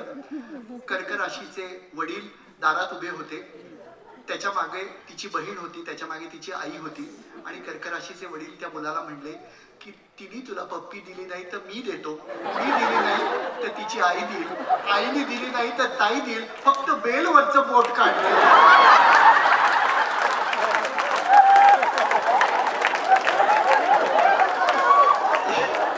इतक्या कळवळून सांगतात की समोरच्या माणसाला घाम सुटेल की यांची आगतिकता बघून. म्हणजे कर्क राशीचा मनुष्य जर इन्स्पेक्टर असेल तर तो चोराला पकडल्यावर इतक्या विनवणी सांगेल की त्याने न केलेल्या गुन्ह्याची सुद्धा हा कबुली देईल, इतका तो भाग असतो. कर्क राशीच्या माणसाची पटकन एक गोष्ट सांगतो, सिंहकडे येतो. कर्क राशीची माणसं लई येंतू असतात. तर कर्क राशीचा एक मनुष्य एका कॉन्फरन्सला गेला. कॉन्फरन्सला तिथे त्याची एका बाईशी गाठ पडली. दोघही जण दिवसभर बिझी असायचे पण रोज संध्याकाळी पोहण्याच्या तलावावर म्हणजे त्यांच्या स्विमिंग टँकवर भेटायचे. मग भेटणं बोलणं झालं, एक कॉफी एकत्र झाली आणि रेग्युलर त्यांची ओळख झाली. परत ती तिच्या गावाला, हा याच्या गावाला, ती गोष्ट विसरून गेली. परत ती तिच्या नवऱ्याबरोबर आणि हा याच्या बायकोबरोबर एका कॉन्फरन्समध्ये सेम कंपनीच्या मध्ये भेटले आणि मग त्या कर्क राशीच्या माणसाने तिला लगेच असा हात केला. तिचा नवरा म्हणला अगं तो बघ कोण तुला हात करतोय. तर तिने काय त्याला ओळखलं नाही. मग ती आपली गेली त्याच्या इथे आणि मग गेल्यानंतर तो म्हणला ओळखलं का नाही, आपण दोघं हॉटेलमध्ये एकत्र राहायचं ते. त्या बाईचा चेहरा 2 मिनिटं पडला. तिला काही केल्या संदर्भाच्या कुठल्याही खाणाखुणा कळेनात आणि नवरा तिचा अतिशय गंभीर होऊन तिच्याकडे असं बघायला लागला की हे काय म्हणतोय हा. आणि मग कर्क राशीच्या माणसाला आठवलं की आपण नीट रेफरन्स देत नाहीये म्हणून कर्क राशीचा तो मनुष्य एकही गोष्ट चुकीची, अश्लील, वाईट असं मनात काही न आणता म्हणला की आता माझ्या लक्षात आलंय तुम्ही मला का ओळखलं नाही, पूर्ण कपड्यात बघायची सवयच नाही तुम्हाला. नंतर काय झालं ते मला अजिबात विचारायचं नाही. त्यामुळे कर्क राशीची माणसं ही सर्वसाधारण अशीच असतात. यानंतर जाऊया सिंह राशीकडे की अद्वितीय तेज, प्रखर बुद्धिमत्ता, नेतृत्व गुण, आक्रमकता आणि जबरदस्त नेतृत्व शक्तीचा कारक असणारा सर्वशक्तिमान रवी हा सिंह राशीचा कारक आहे, ज्याला आपण लिओ म्हणतो. तर त्याच्यामध्ये राजेश खन्ना, जयललिता, राजीव गांधी अशी सगळी मंडळी आपल्याला उत्तरादाखल किंवा वानगी दाखल इथे 100% आपण बघू शकतो. सिंह राशीची जी माणसं असतात ना, तुम्हाला माहिती आहे की सिंह कधीही काम करत नाही, त्याच्यासाठी त्यांनी सिंहवीण ठेवलेली असते. ती सिंहवीण सगळं करते आणि हा येऊन फक्त गुरकावतो, ताव मारतो आणि शायनिंग मारतो. याच्यापेक्षा हे मी सिंहाबद्दल बोलतोय, राशीबद्दल बोलतोय, तुमच्याशी काय याचा संबंध. पण तरी सुद्धा ही 100% अशी असलेली गोष्ट आहे. एक सिंह राशीची बाई होती, ती आपल्या मैत्रिणी बरोबर एका हॉटेलमध्ये गेली. हॉटेल गच्च आणि तुडुंब भरलेलं होतं. आता लोकांना सांगणार कसं की आता उठा, अमुक तमुक हे करा. सिंह राशीच्या बाईने एक फोन लावला आणि म्हटली की अच्छा हॅलो, हा बघ, हा इथे बसला, पण त्याच्याबरोबरची बाई ओळखू येत नाहीये ग. असं म्हणता क्षणी साधारणतः 23 जोड्या तिकडच्या टेबलावरच्या उठल्या आणि निघून गेल्या आणि यांना जागा मिळाली. हा जो भाग असतो तो सिंह राशीकडे प्रचंड कल्पकतेचा भाग असतो. कारण याच्यातली सगळ्यात महत्वाची गोष्ट की ऍक्शन आणि रिॲक्शन. एक मनुष्य, आता तुम्हाला गमतीदार गोष्ट सांगतो की सिंह राशीची मंडळी काय करू शकतात ते. एका मिथुन राशीच्या काकांना भर दुपारी पुण्यात 1 वाजता एका सिंह राशीच्या माणसाने फोन लावला. आता भर दुपारी 1 वाजता आणि माहीत नसलेल्या चुकीच्या नंबरवर फोन लागल्यानंतर तुम्ही जर बोललात तर काय होतं, किमान शब्दात कमाल अपमान ही तर आपली सगळ्यांची ओळखच आहे. तर त्या माणसाने फोन केला आणि म्हणला हॅलो, देशपांडे आहेत का? आता देशपांड्यांशी त्या फोनचा काहीही संबंध नव्हता. फोनवर होते मिथुन राशीचे ग्रस्त आणि दुसऱ्या फोनवर होता सिंह राशीचा मनुष्य. मिथुन राशीचा मनुष्य म्हणला देशपांडे ना, ते गडावर गेलेत, खिंडीत लढतायत. सिंह राशीचा मनुष्य म्हणला की हो का, त्यांना प्लीज सांगाल का की महाराज गडावर पोहोचले, तुम्ही मेलात तरी चालेल म्हणून सांगितलं.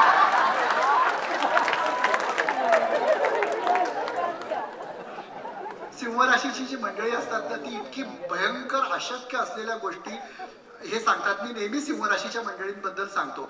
सिंह राशीची नवीन लग्न झालेली एक मुलगी होती, तिला तिच्या आईने सांगितलं की कसा आहे ग तुझा नवरा, हनीमून आल्यानंतरचा किस्सा, कसा आहे ग तुझा नवरा. सिंह राशीची बाई डोळे मोठे करून म्हटली दिसतो तेवढा बावळट नाहीये ग. सिंह राशीची मंडळी अतिशय उत्तम पद्धतीने सगळं जर काय करत असतात तर ते व्याख्या फार सुंदर करत असतात. मला एका सिंह राशीच्या बाईनी अतिशय प्रेमाने, दुःखाने आणि खिन्नतेने सांगितलं होतं की आमची आई लहानपणापासून माझ्याकडून हरताळकेचा कडक उपवास करून घ्यायची आणि सांगायची की हरताळकेचा कडक उपवास केला की अतिशय चांगला नवरा मिळतो. मी म्हटलं मग? माझं लग्न झालं आणि देवावरचा विश्वासच उडाला. सिंह राशीची माणसं थोडीशी शोरी असतात. 2 सिंह राशीच्या बायका एकमेकींशी बोलत होत्या, तर दुसरीचं काही केलं तिच्या हाराकडे लक्ष जाईना म्हणून तिने मुद्दामून असा हार गळ्यात हे केला आणि म्हटली की सोनं खूप महाग झालंय ना. तर ती म्हटली अय्या हो खरंच सोनं महाग झालंय, हा तुझा नवीन हार आहे का? तर ती म्हटली हो. तेवढ्यात दुसरी जी बाई होती तिच्या हे लक्षात आलं की या बाईने असंही केलं आणि मग ती इकडे तिकडे बघत होती आणि तिला भिंतीवर गेंड्याचं चित्र दिसलं. तर ती म्हणली किती सुंदर ती पेंटिंग आहे ना गेंड्याचं. मी विचारायचं विसरून गेलो, तुझे मिस्टर कसे आहेत? गेंडा बघून आठवण झाली. तर हा जो असलेला भाग असतो तो फक्त सिंह मंडळींकडे असतो. त्याच्यापेक्षा सिंह मंडळींना जास्त दुसऱ्याची, ज्याला आपण म्हणतो ना की त्रासदायक पद्धतीने खेचता येत नसल्यामुळे हा भाग येतो. त्याच्यानंतर आपण वळतोय कन्या राशीकडे. तर्क, मीमांसा, चिकित्सा, विश्लेषण आणि बुद्धिमत्ता याचा विलक्षण कारक असलेला बुद्धिमान बुध. आता ही बुधाची वेगळ्या प्रकारची रास. पहिल्या प्रकारची जी रास आहे ती रास धोरणी आहे, बुद्धिमान आहे, व्यवहार चतुर आहे. कन्या राशीची जी मंडळी असतात ती कन्या राशीची मंडळी अतिशय सचिंत असतात. छोट्या छोट्या गोष्टींबद्दल त्यांना अतिशय कुतूहल असतं. आपलं कुतूहल शमवण्याशिवाय दुसऱ्या माणसाला ते जाऊच देत नाहीत. हा माझा अनेकदा आलेला अनुभव आहे. मग त्यातला सगळ्यात महत्वाचा भाग आहे. मी आता सतत लोकांना सांगत असतो की एक कन्या राशीची बाई होती, तिने आपल्या नवऱ्याला अतिशय प्रेमाने कोपऱ्यात घेऊन विचारलं की गेले 7 वर्षापासून मी वटपौर्णिमा पाळत नाही, तरी तुम्ही एवढे फिट कसे? कोण करते तुमच्यासाठी उपवास? याला उत्तर नसतं, याला खरोखरी अजिबात उत्तर नसतं. एक कन्या राशीचा मनुष्य होता आणि तो बस स्टॉपवर उभा होता. शेजारी मिथुन राशीचा मनुष्य होता. कन्या राशीच्या माणसाला प्रश्न पडतात आणि त्याची उत्तरं त्याला हवीच असतात. तर कन्या राशीच्या माणसाने सहज म्हणून त्या मिथुन राशीच्या माणसाकडे बघितलं आणि त्याच्या लक्षात आलं की या मिथुन राशीच्या माणसाचा एक डोळा खोटा आहे. तर त्याला मग राहावे ना. मग तो त्याला म्हणला की तुमचा एक डोळा खोटा आहे का? आता मिथुन राशीच्या माणसाला 4 चौघात त्याची अब्रू काढणारा प्रश्न विचारल्यानंतर तो काय शांत बसेल? तो मिथुन राशीचा मनुष्य मोघम म्हणला हा हो. मग त्या कन्या राशीच्या माणसाने त्याला खूप प्रश्न विचारले की तो डोळा तुम्ही रोज धुता का? मग तुम्हाला त्या डोळ्याने रोज दिसतं का? मग झोपताना तो डोळा काढून ठेवता का? मग तुम्हाला त्या डोळ्याला चष्मा लावतो का? प्रत्येक प्रश्नानुसार मिथुन राशीच्या माणसाचं टेन्शन हाय व्होल्टेज होत होतं. दोघंही मिथुन, दोघंही बुध, पण एक पॉझिटिव्ह एक निगेटिव्ह. मग मिथुन राशीच्या माणसाने अशक्य असलेली एक गोष्ट केली. तेवढ्यात त्यांच्यासमोर एक डबल डेकर आली. त्या डबल डेकर समोर आल्यानंतर मिथुन राशीच्या माणसाने चष्मा काढला, तो खोबणीतनं डोळा काढला, तो असा वर फेकला, 2 मिनिटं झेलला आणि परत लावून टाकला. म्हणलं नाही, जाऊ दे. मग तर त्या कन्या राशीच्या माणसाचं हृदय ठाऱ्यावर राहिलं. म्हटलं हे हे हे तुम्ही काय केलं? वरच्या मजल्यावर जागा आहे का बघितली?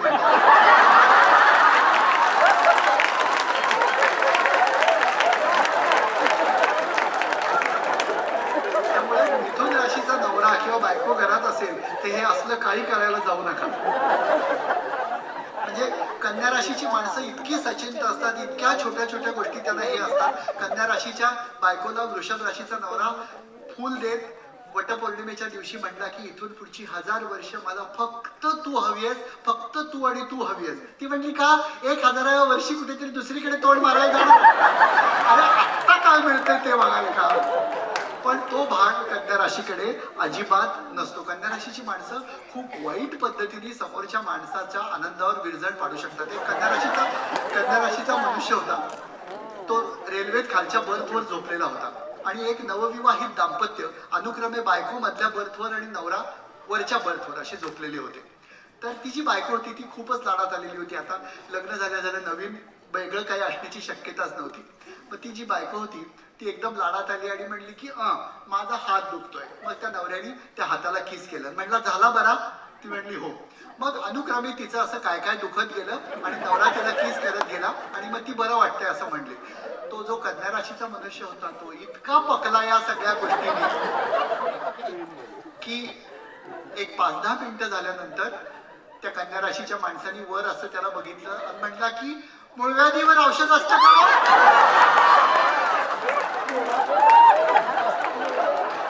बोलायला नको, सांगायला त्याहून नको, एक प्रश्न बास.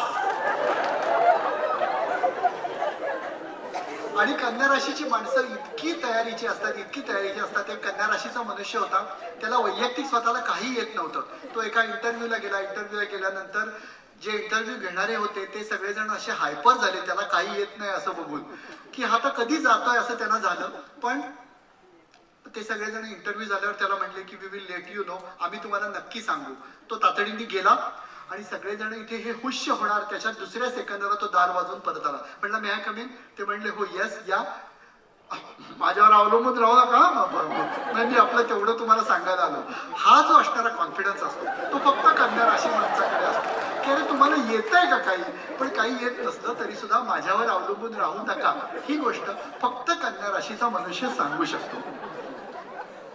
यानंतर आपण जातोय तूळ राशीकडे की सौंदर्य, माया, संतुलन, शांतता आणि भावनात्मकता आणि पापभीरू वृत्ती ही शुक्राची तूळ रास. शुक्र हा दैत्यराज आहे, तो राक्षसांचा राजा आहे, तो मायावी आहे, पण तो अत्यंत प्रेमळ आहे. त्याच्याकडे पापभीरू वृत्ती पण आहे, त्याच्याकडे रोमांस आहे, पण त्याला सौंदर्य अतिशय उत्तम पद्धतीने आणि अभिजात पद्धतीने समजून घेण्याची विलक्षण कपॅसिटी आणि बुद्धिमत्ता त्या शुक्राने दिलेली आहे. तूळ राशीची माणसं जर तुमच्या घरात असतील, आय एम व्हेरी स्वेअर, म्हणजे याच्यातली एक अजिबात गंमत, म्हणजे खोटं सांगत नाही, पण तुम्हाला एक सांगतो की तुमच्या घरात जर तूळ नवरा, तूळ बायको किंवा तूळ आई, तूळ मुलगा कुणीही असेल तर तुम्ही बघाल की तुमचं आयुष्य नेहमी संतुलित राहतं.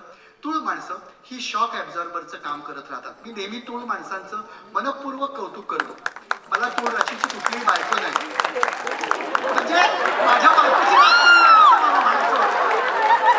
आलं लक्षात, असं तूळ मंडळी म्हणतात.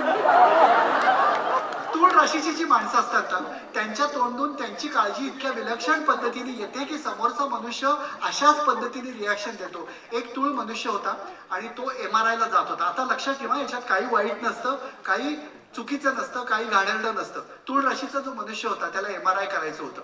तर मेष राशीची नर्स त्याला त्या MRIच्या खोलीमध्ये घेऊन जायला निघाली व तिच्या हातात कपडे होते आणि ती त्याला घेऊन आली. आता ती MRIची खोली एकदम अशी छोटी असते. तर ती आली आणि त्यांनी त्या तूळ राशीच्या माणसाला सांगितलं की इथे या, कपडे बदला आणि झोपा, मी आलेच 2 मिनिटात. तर तूळ राशीच्या माणसाचं हृदय बाहेर आलं. आता खरं तर त्यांनी असं म्हणायला नको, पण तो अतिशय पापभिरू असणारा तूळ राशीचा मनुष्य त्या बाईचा हात हातात धरून म्हटला की मी काय म्हणतो ताई, आधी MRI करून घेऊया का? आणि मग का मुस्काडीत बसली हे म्हणजे माझं म्हणणं फक्त एवढं आहे की तूळ राशीचे असाल तर आपण काय रिप्रेझेंट करतो हे अतिशय महत्वाची गोष्ट असते. म्हणजे तूळ राशीची मंडळी कर्क राशीसारखीच, पण ती वेगळ्या पद्धतीने आपली वेदना दुसऱ्याला सांगतात. एक गावामध्ये नुकताच साक्षरता अभियान झालं आणि साक्षरता अभियानाबरोबरच 100% नसबंदी झाल्याचा बोर्ड गावातल्या मेन चौकात सगळीकडे लावला गेला आणि सांगितलं की आता हे जे गाव आहे ते पूर्णपणे नसबंदी करून पूर्ण झालेलं आहे. हे गाव आदर्श गाव म्हणून हे झालेलं आहे. तूळ राशीचा मुलगा जाऊन त्या अधिकाऱ्यांना म्हणला की तुमच्यामुळे माझी इतकी पंचायत झाली आहे की गावात कुणालाही मुलगा झाला की पहिलं मला येऊन मारतात. त्यामुळे 100% माझं एवढंच म्हणणं आहे की तूळ राशीची मंडळी असतील तर योग्य पद्धतीने या सगळ्या गोष्टी बघणं अत्यंत गरजेचं असतं. तूळ राशीच्या माणसांच्या नशिबात अशाच गोष्टी घडतात. तूळ राशीचा एक धर्मोपदेशक होता. तो एका आघाडीत बसला होता. गाडीमध्ये दुसरं कुणीही नव्हतं. त्याच्या शेजारी एक अतिशय टकाटक छान मुलगी येऊन बसली आणि आता मानवी स्वभाव आहे असं काही असणार नाही. म्हणजे तुम्ही कुठल्या कुठल्या गोष्टी कशा कशा पद्धतीने घ्याल त्याच्यावर अवलंबून आहे. तर ती मुलगी तिथे बसल्यानंतर त्या माणसाने हळूच असला थरथरता हात तिच्या खांद्यापर्यंत न्यायचा प्रयत्न केला. त्याबरोबर त्या मुलीने त्याच्याकडे बघितलं आणि त्याला म्हणते की do you ever read page number 384 of Bible. तर त्या माणसाला अतिशय विलक्षण पश्चाताप झाला की आयुष्यभर देवाच्या सेवेसाठी आपण सगळ्या गोष्टी केल्या आणि क्षणिक वासनेपायी आणि मोहापायी आपण या बाईच्या खांद्यावर हात ठेवायला जात होतो. काय आपल्याकडून पाप गेलं. म्हणून तो घरी गेला आणि फायर प्लेसवर आपले दोन्ही हात जे आहेत ते असे सगळे जाळले आणि पश्चाताप दग्ध मनाने ते पेज नंबर 384 असं उलटवलं. पेज नंबर 384 वर असं लिहिलं होतं की दयाळू येशू म्हणतो प्रयत्न करा, यश तुमच्यापासून फक्त 2 बोटं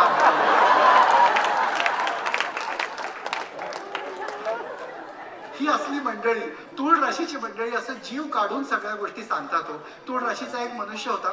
त्याच्या गर्लफ्रेंडने त्याला सांगितलं की मी तुझ्यापासून प्रेग्नंट आहे. त्याचा काही संबंध नव्हता. मग तो वृश्चिक राशीच्या डॉक्टरकडे गेला आणि डॉक्टरकडे गेला आणि म्हणला भलत्याच गोष्टीत मी फसलो. या मुलीशी मी आतापर्यंत कधी धड बोललोय नाही. डायरेक्ट मला माझ्यावर आरोप करते ती. तर वृश्चिक राशीचा जो मनुष्य होता तो त्याला म्हणला की तू थांब, मला नाही तुला एक गोष्टच सांगायची. तर तो म्हणला अरे गोष्टी कसल्या सांगतोस, हे बघ ना ती काय म्हणते.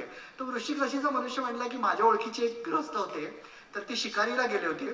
तर शिकारीला जाताना लोकांनी त्याला सांगितलं की तुमच्याकडे बंदूक असू द्यात बरं का, म्हणजे वाघ समोर येतोच तर त्याला आपल्याला गोळी घालायला लागते नाहीतर अडचण येतो. तर तो म्हणला अरे तू मला हे काय सांगतोयस, मी काय प्रश्न घेऊन आलोय. नाही ऐक ना म्हणला. तेवढं वृश्चिक राशीचा मनुष्य त्याला सांगत होता. म्हणला तो बाहेर पडला. बाहेर पडल्यावर समोर त्याला डायरेक्ट वाघ दिसला. मग या माणसाने आपल्या जवळची बंदूक काढली. मग त्याच्या लक्षात आलं की बंदूक नाहीये, ती छत्रीच आहे. मग तेवढ्यात असं झालं की धाडकन गोळीचा आवाज आला आणि वाघ मरून पडला. तर तूळ राशीचा मनुष्य म्हणला बावळटच आहेस, त्याला दुसऱ्या कोणीतरी मारली असेल गोळी. हो ना, हेच मला तुला सांगायचं. तूळ राशीची माणसं खरंच अशी असतात, प्रेमळ असतात. फक्त योग्य पद्धतीने एखादी गोष्ट जी असते ती वेगळ्या पद्धतीने त्यांना सांगण्याची गरज असते. वृश्चिक माणसं जी असतात ती लढवय्या वृत्ती, बाणेदारपणा, प्रतिकाराचा आक्रमकपण, चाणाक्ष वृत्ती असणारी, मंगळाची रास ज्याला आपण स्कॉर्पिओ म्हणतो. एकच उदाहरण, एक ही काफी है, फिर से एक बार मोदी सरकार, आपले नरेंद्र मोदी. मिथुन वृश्चिक राशीची जी माणसं असतात ना त्यांच्याकडे विलक्षण पद्धतीची कल्पना असतात. म्हणजे इतक्या वेगवेगळ्या पद्धतीने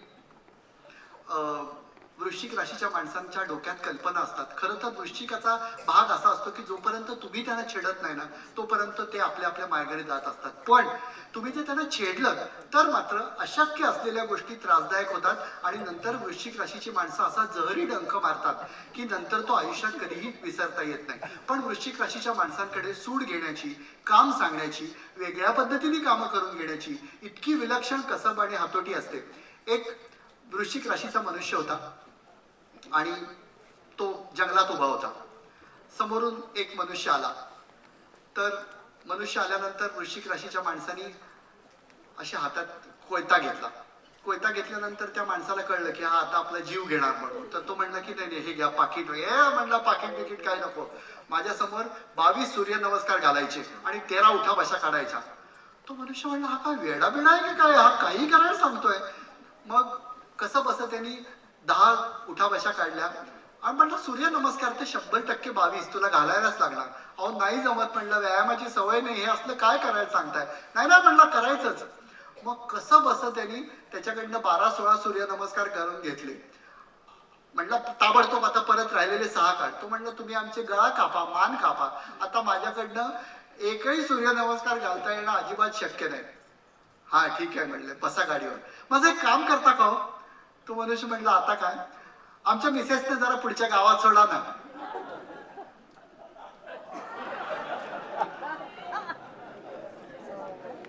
सगळेजण असे असतील. त्याच्याकडनं एवढा व्यायाम करून घेतल्यानंतर त्या बाईकडे कसल्याही परिस्थितीत बघण्याची शक्यता तरी आहे का, हा विचार फक्त आणि फक्त वृश्चिक राशीचा मनुष्यच करू शकतो. त्यामुळे वृश्चिक राशीच्या माणसांचा असणारा हा विलक्षण स्वभाव अत्यंत महत्वाचा आहे आणि त्यांच्याकडे एक जबरदस्त विलक्षण कौशल्य असते. वृश्चिक राशीचा वायरमन होता. एक अप्रतिम सुंदर माणसाचं गाणं चालू होतं आणि त्या गाण्यात मधूनच ट्यूब फ्लिकर करायला लागली. तो जो गाणारा मनुष्य होता तो पण थोडासा डिस्टर्ब झाला आणि मग त्यांनी संयोजकांना सांगितलं की जरा बघाल का. त्यांनी वृश्चिक राशीच्या वायरमनला बोलवलं. खरकन त्यांनी असा घोडा आणून त्याच्या बरोबर समोरच ठेवला आणि त्याच्या समोर हा गात असताना त्या घोड्यावर चढून तो ती ट्यूब नीट करायला लागला. गायक अक्षरशः वैतागला. त्यांनी थोडा वेळ गाणं चालू ठेवलं आणि चालू ठेवल्यानंतर अतिशय संतापून त्यांनी त्या वृश्चिक राशीच्या माणसाकडे वर बघितलं आणि म्हटला की हे काय आहे. वृश्चिक राशीचा मनुष्य तोंडात आपली पेन आणि स्क्रूड्रायव्हर धरून म्हटला तुमचं चालू आहेत, मला काय डिस्टर्ब होणार नाही, तुमचं चालू आहे. हा जो असणारा एक जबरदस्त भाग असतो तो फक्त वृश्चिक राशीकडे असतो. वृश्चिक राशीनंतर आपण पाहणार आहोत धनु राशीकडे. अतिविचार, द्विस्वभावी वृत्ती आणि भलतीकडेच विषय नेण्याची जी शक्यता असते ती सगळी या गुरुकडे असते, कारण ही देवाची रास आहे, द्विस्वभावी रास आहे.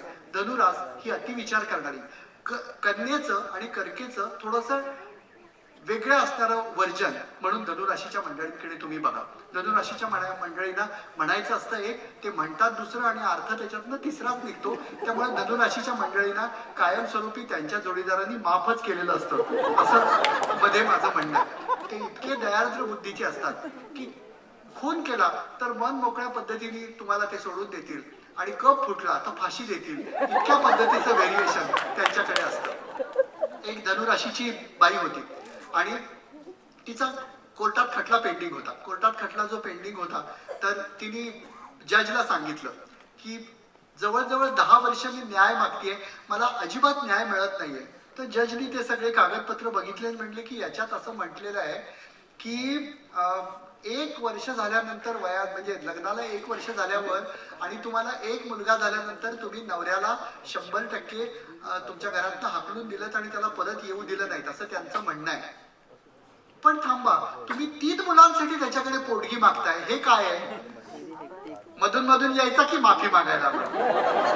म्हणजे ज्या माणसाचा आपल्याला प्रचंड राग येतो त्याला सुद्धा माफ करण्याची एक अतिशय विलक्षण बुद्धिमत्ता ही त्या धनुराशीच्या मंडळींकडे 100% असते. धनुराशीची एक बाई आपल्या नवऱ्याला घेऊन, नवरा कर्क राशीचा होता, नवऱ्याला घेऊन डॉक्टरकडे गेली. धनुराशीची मंडळी डायरेक्ट कुठली गोष्ट अशी सांगत नाही, तर ते वेगळ्याच पद्धतीने त्यांचा कार्यक्रम चालू असतो. तर त्या डॉक्टरनी एकूण त्या कर्क राशीच्या माणसाची तब्येत बघितली, त्याला सांगितलं तुम्ही बाहेर थांबा, मी ताईला सांगतो काय ते. मग तो बिचारा बाहेर जाऊन बसला. मग त्यांनी त्या धनुराशीच्या बाईला सांगितलं 5 गोष्टी आहेत. क्रमांक 1, याच्या मागे अजिबात नवरा बायको सासर सासरची मंडळी याची कटकट करायची नाही. क्रमांक 2, तुमच्या माहेरी काय पाहिजे काय झालं याच्याबद्दल त्याला सांगायचं नाही. क्रमांक 3, पोरं अभ्यास करत नाही, शाळेत जात नाहीत, अमुक क्रमांक, हे असलं काही करायचं नाही. क्रमांक 4, त्यांना अतिशय उत्तम पद्धतीनं सकाळ दुपार संध्याकाळ नीट खायला घाला, जेवण द्या, गरमागरम द्या. आणि 5 म्हणजे मी तुम्हाला ज्या गोळ्या सांगेन त्या त्यांना द्या, म्हणजे त्यांना महिन्याभरात बरं वाटेल. धनुराशीची मंडळांच्या म्हणजे त्या बाईच्या चेहऱ्यावर काही भाग नव्हता. ती म्हणली ठीक आहे. मग ती बाहेर आली. बाहेर आल्यानंतर कर्क राशीच्या माणसांनी सशाच्या काळजाने त्या बाईचा हात धरला आणि म्हणले की काय म्हणले डॉक्टर? धनुराशीची बाई म्हणली वाचण्याची शक्यता आहे असं वाटत नाही म्हणतात, म्हणजे मी करणार नाही असं धनुराशीची मंडळी कधी करत नाही. धनुराशीची मंडळी ही अशीच असतात. एक केस अशीच चालू होती धनुराशीच्या बाईची आणि जज होता. जजनी त्याला विचारलं, त्या बाईला विचारलं की तुम्ही नवऱ्याला सांगता कुठल्याही गोष्टीवर त्याचा कुठला ताबा नाही, तुम्ही त्याला घरात नीट काही करू देत नाहीत, त्याने आयुष्यभर काही केलं नाही, अमुक तमुक असं सगळं हे आहे, मी तुम्हाला घटस्फोट देतो, पण तुम्हाला एक मुलगा आहे त्याचं तुम्ही काय कराल, त्याच्यासाठी सुद्धा त्याच्यावर अवलंबून राहिले असते तर काही काम झालं नसतं म्हणतात. अशा पद्धतीने वेगवेगळ्या पद्धतीचं ज्याला डेव्हिएशन म्हणतात त्या सगळ्या गोष्टी धनु राशीमध्ये असतात. त्याला म्हणायचं असतं एक, त्या म्हणतात दुसरं, आणि असती गोष्ट तिसरीच. पण मकर रास मात्र वेगळी असते. ती न्यायाची देवता, प्रखर कार्यनिष्ठा, एकाग्रता, समुपदेशन आणि न्यायकठोर कर्माची असणारी रास ही कॅप्रिकॉन म्हणजे मकर. याच्यामध्ये इंदिरा गांधी, रजनीकांत, लिंकन यासारखी थोर मंडळी जन्माला आलेली आहे. ही जी मंडळी असतात ना ती अतिशय वेगवेगळ्या पद्धतीने आपलं म्हणणं दुसऱ्यापर्यंत मांडतात. पण मकर राशीच्या मंडळींबद्दल आणि त्या शनीबद्दल संजीवची गंमत तुम्हाला सांगतो की त्या शनीबद्दल माझं एक महत्वाचं म्हणणं आहे. मकर राशीची माणसं प्रचंड अभ्यासू असतात, पण ती गोष्टी गृहीत धरतात हो. आणि त्या गृहीत धरलेल्या गोष्टी लहान मुलासारख्या असतात. म्हणजे प्रखर बुद्धिमत्ता असणारी रास छोट्या छोट्या गोष्टींमधून एकदम वेगळ्या निष्कर्षापर्यंत पोहोचते आणि मग थोडीशी कटकट निर्माण होऊ शकते. एक नवीनच पॅथॉलॉजीचा दवाखाना उघडलेला होता आणि तिथे असं लिहिलं होतं की ब्लड आणि युरिन सॅम्पल घेऊन या, तुम्हाला डायबिटीस आहे का नाही, आम्ही ते 100% टेस्ट करू. तर मकर राशीची जी बाई होती तर ती गेली, तिच्या हातात साधारणतः 200 ml एवढं युरिनचं सॅम्पल होतं. ते बघून तो मनुष्य पालथा पडून वाकडा व्हायच्या याला आला. तो म्हणला ताई याची काही गरज नाही. ती म्हणली नाही आता पण तुमच्याकडे फ्री आहे ना सगळं. म्हणला ठीक आहे काही हरकत नाही. मग त्यांनी ते आपलं घेतलं आणि म्हणलं काय लोक असतात, जाऊ द्या. मग संध्याकाळी ती रिपोर्ट आणायला आली. रिपोर्ट आल्या त्याच्यातला जो रिपोर्ट होता तो रिपोर्ट आला आणि त्याच्यामध्ये काही शुगर नाही असं आलं होतं. आणि मग त्यांनी ती म्हटली काय काय रिपोर्ट आहे. तर डॉक्टर म्हणले की काही नाही, शुगर वगैरे काही नाही आहे. तिने तातडीने ताबडतोब फोन काढला आणि म्हणली की फोन फिरल्यानंतर घरी फोन केला आणि म्हणली की आई तुम्हाला मामंजींना, दिरांना, मिस्टरांना, नणंदबाईंना आणि मिस्टरांना कुणाला शुगर नाही.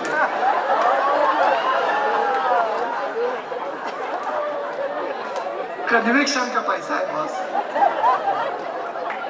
कुठल्या पद्धतीने तुम्ही नेमकं कोणाला काय सांगाल याचा कधी कुठे काही भाग असत नाही. मकर राशीची जी मंडळी असतात ती वेगळ्याच पद्धतीने आपलं म्हणजे मी कन्व्हिक्शन हा शब्द त्या गोष्टीसाठी वापरला. ही मंडळी न्याय कठोर असतात, पण त्यांच्या मनात नेमकं काय असतं हे कधीच कुणाला तशा पद्धतीने कळत नाही. एक हे होता मकर राशीचा मनुष्य होता, त्याला बरोबर गोष्टी कळत असतात, पण कुठे काय केव्हा करायचं हे मकर राशीच्या माणसाला नक्की कळतं. तर त्याची बायको होती कर्क राशीची. बायकोकडे तिचा एक मित्र आला. मकर राशीचा मनुष्य बाहेर गेला होता, तो आला. पण मकर राशीची माणसं थोडीशी संशयी असतात, त्यांना प्रत्येक गोष्टीचं क्लॅरिफिकेशन हवं असतं. मी एक तुम्हाला सगळ्यांना टिप देतो, तुमच्या घरात जर नवरा किंवा बायको मकर राशीची असतील तर महत्वाची गोष्ट म्हणजे न विचारता त्यांना सगळं कारण सांगून टाका. ते न ह्या सगळ्या गोष्टी त्यांना सांगून टाका, मग ते तुम्हाला पुढचा प्रश्न विचारणार नाही. पण तुम्ही त्यांना जर एखादाही लूप होल दिलात तर समोरच्या माणसाचा मात्र ते विचारून खात्मा करतील, कारण सतत त्यांनी एखादी गोष्ट सूचना करणं हे मकर राशीचं सगळ्यात महत्वाचं कौशल्य आणि वैशिष्ट्य असतं. कर्क राशीच्या बाईकडे तिचा मित्र आला होता. तर तेवढ्यात मकर राशीचा मनुष्य परत आला.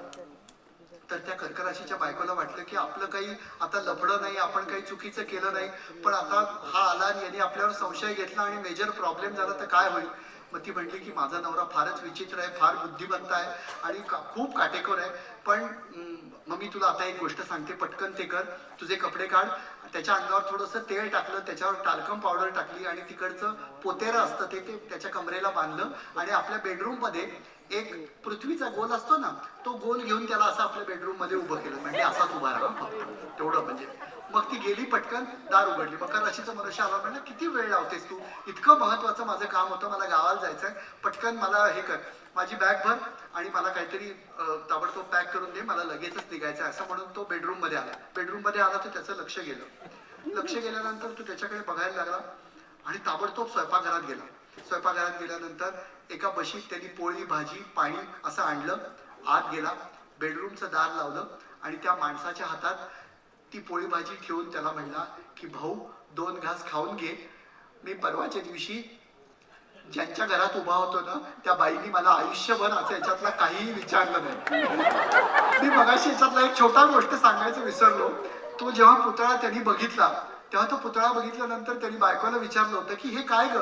तेव्हा ती बाई म्हणली, अरे आपले शेजारी आहेत ना त्यांच्याकडे इतका सुंदर पुतळा मला बघायला मिळाला, तो मला आवडला म्हणून मी घरात आणला.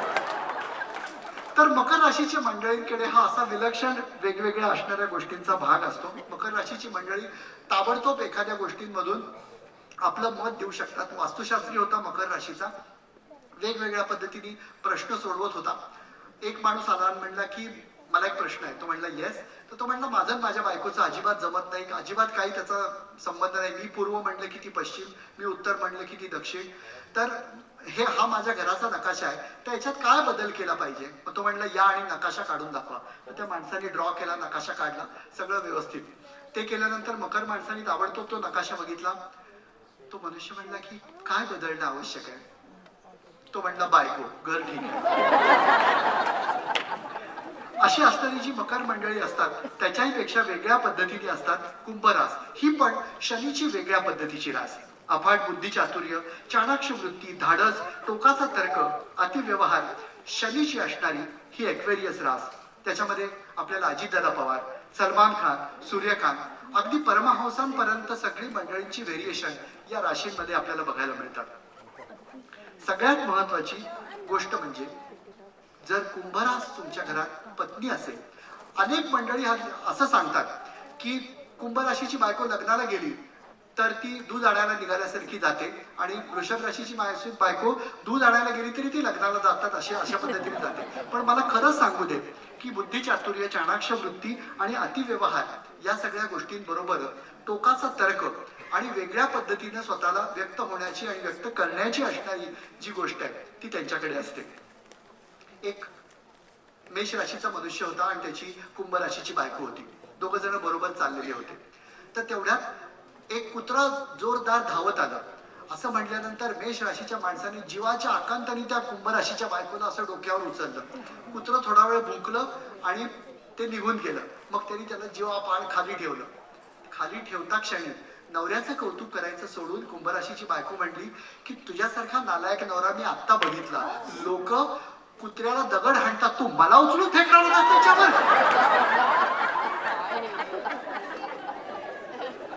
मी अनेक जण बघितलेले आहे. कुंभ राशीची जी बाई असते त्या कुंभ राशीच्या बाईला आपल्या स्वतःचा राग असतो. म्हणजे माणसाला सुद्धा असू शकतो, त्याच्यात मला काही म्हणायचं नाही, पण तरी सुद्धा मला हे म्हणायचं आहे. एक बाई डॉक्टरकडे गेली आणि म्हटली की मला ना माझ्या नवऱ्याचा इतका संताप येतो ना की त्याला काहीतरी करावं असं वाटतं. मग डॉक्टर म्हटला की एक मिनिट, मी तुला एक वेगळ्या प्रकारचं टेक्निक शिकवतो. नवऱ्याचा तुला राग आला की तातडीने चिठ्ठीवर त्याचं नाव लिहायचं आणि जाळून टाकायचं. आणि म्हणली मग चिठ्ठीचं काय करू.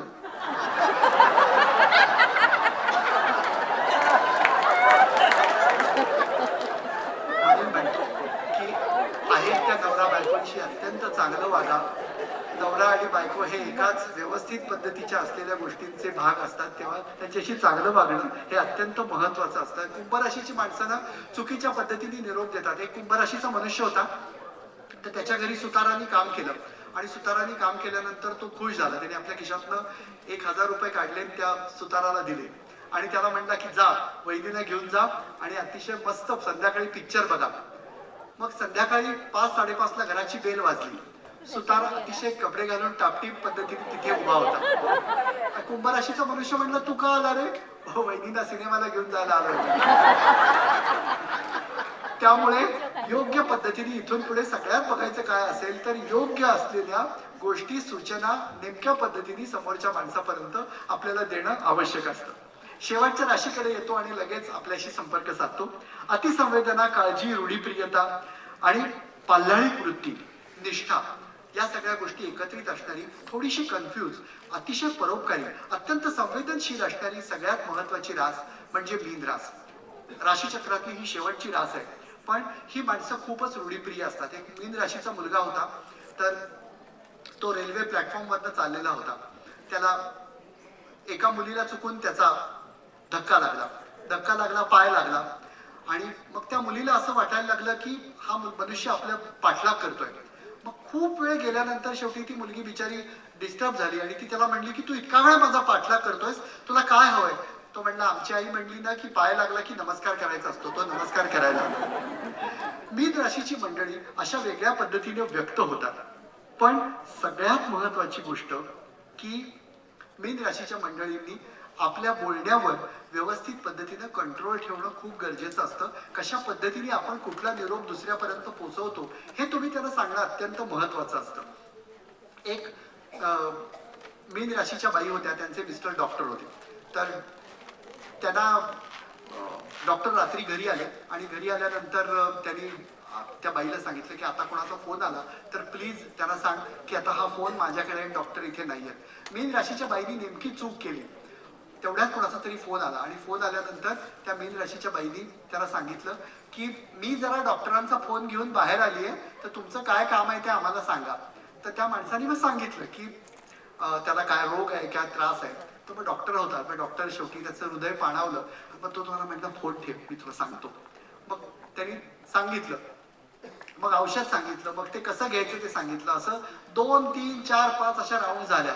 हे सगळं मीन राशीची बाई त्या माणसाला सांगत होती. तर तो जो पलीकडचा मनुष्य होता तो वृषभ राशीचा होता. सगळं सांगून झाल्यानंतर त्या वृषभ राशीच्या माणसाने त्या मीन राशीच्या बाईला विचारलं की मी तुम्हाला एक विचारलं तर तुम्हाला राग नाही ना येणार? ती म्हटली नाही, अजिबात नाही. तुम्ही आता ज्यांच्याबरोबर झोपलाय ते पण डॉक्टर आहेत का? त्यामुळे आपला नेमका निरोप काय असतो हे मीन राशीच्या मंडळींनी अतिशय व्यवस्थित, मी कायम एक गमतीदार किस्सा नेहमी सांगतो की मीन राशीच्या मंडळींनी, एक मीन राशीच्या बाई डॉक्टर लागूना भेटल्या आणि डॉक्टर लागूना बघून असं म्हटल्या की मी तुम्हाला कुठेतरी बघितल्यासारखं वाटतंय. तर डॉक्टर लागू म्हणले परवाच्या दिवशी तुम्ही सूर्याची पिल्लेच्या प्रयोगाला आला होतात का? तर असं म्हणल्यानंतर त्या म्हटल्या हो, तुमचं बरं लक्ष होतं माझ्याकडे. हा जो भाग असतो तो मीन राशीच्या मंडळींनी 100% टाळणं अत्यंत गरजेचं असतं. संत नामदेव, लोकमान्य टिळक, तुकाराम ही सगळी मंडळी मीन राशीची आहे. या सगळ्या राशींच्या चर्चांनंतर आता मी तुमच्या इकडच्या असणाऱ्या सर्व रसिक मंडळींना मनपूर्वक अशी विनंती करतो की तुम्हाला तुमच्या मनात असलेले कुठले जर प्रश्न असतील, विशेषतः ज्योतिषाबद्दलचे कुठलेही प्रश्न असतील, राजकीय असतील, तर तुम्ही मला 100% विचारू शकता. फक्त खाजगी सेक्टर मधल्या कुठल्याही प्रश्नांना मी उत्तर नाही देऊ शकणार. प्लीज.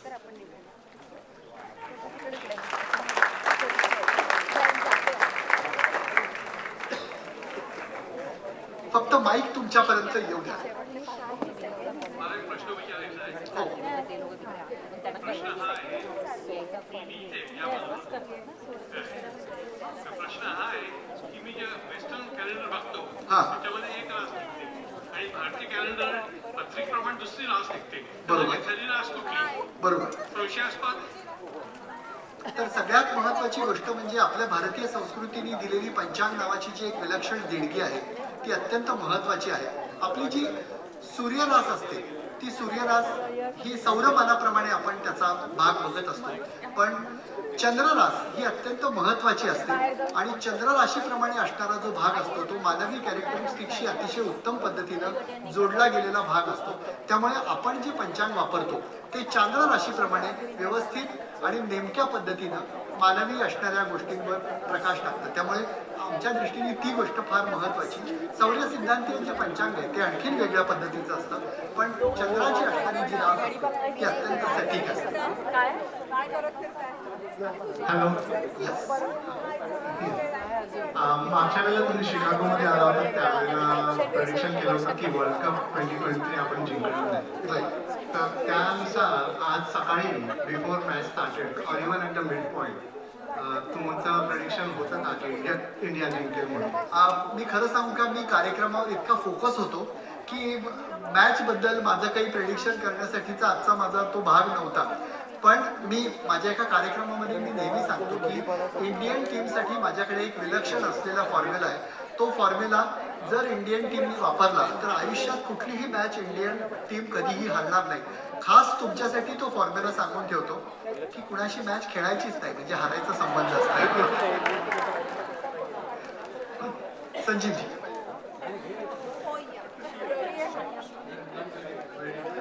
थँक्यू. हां हां.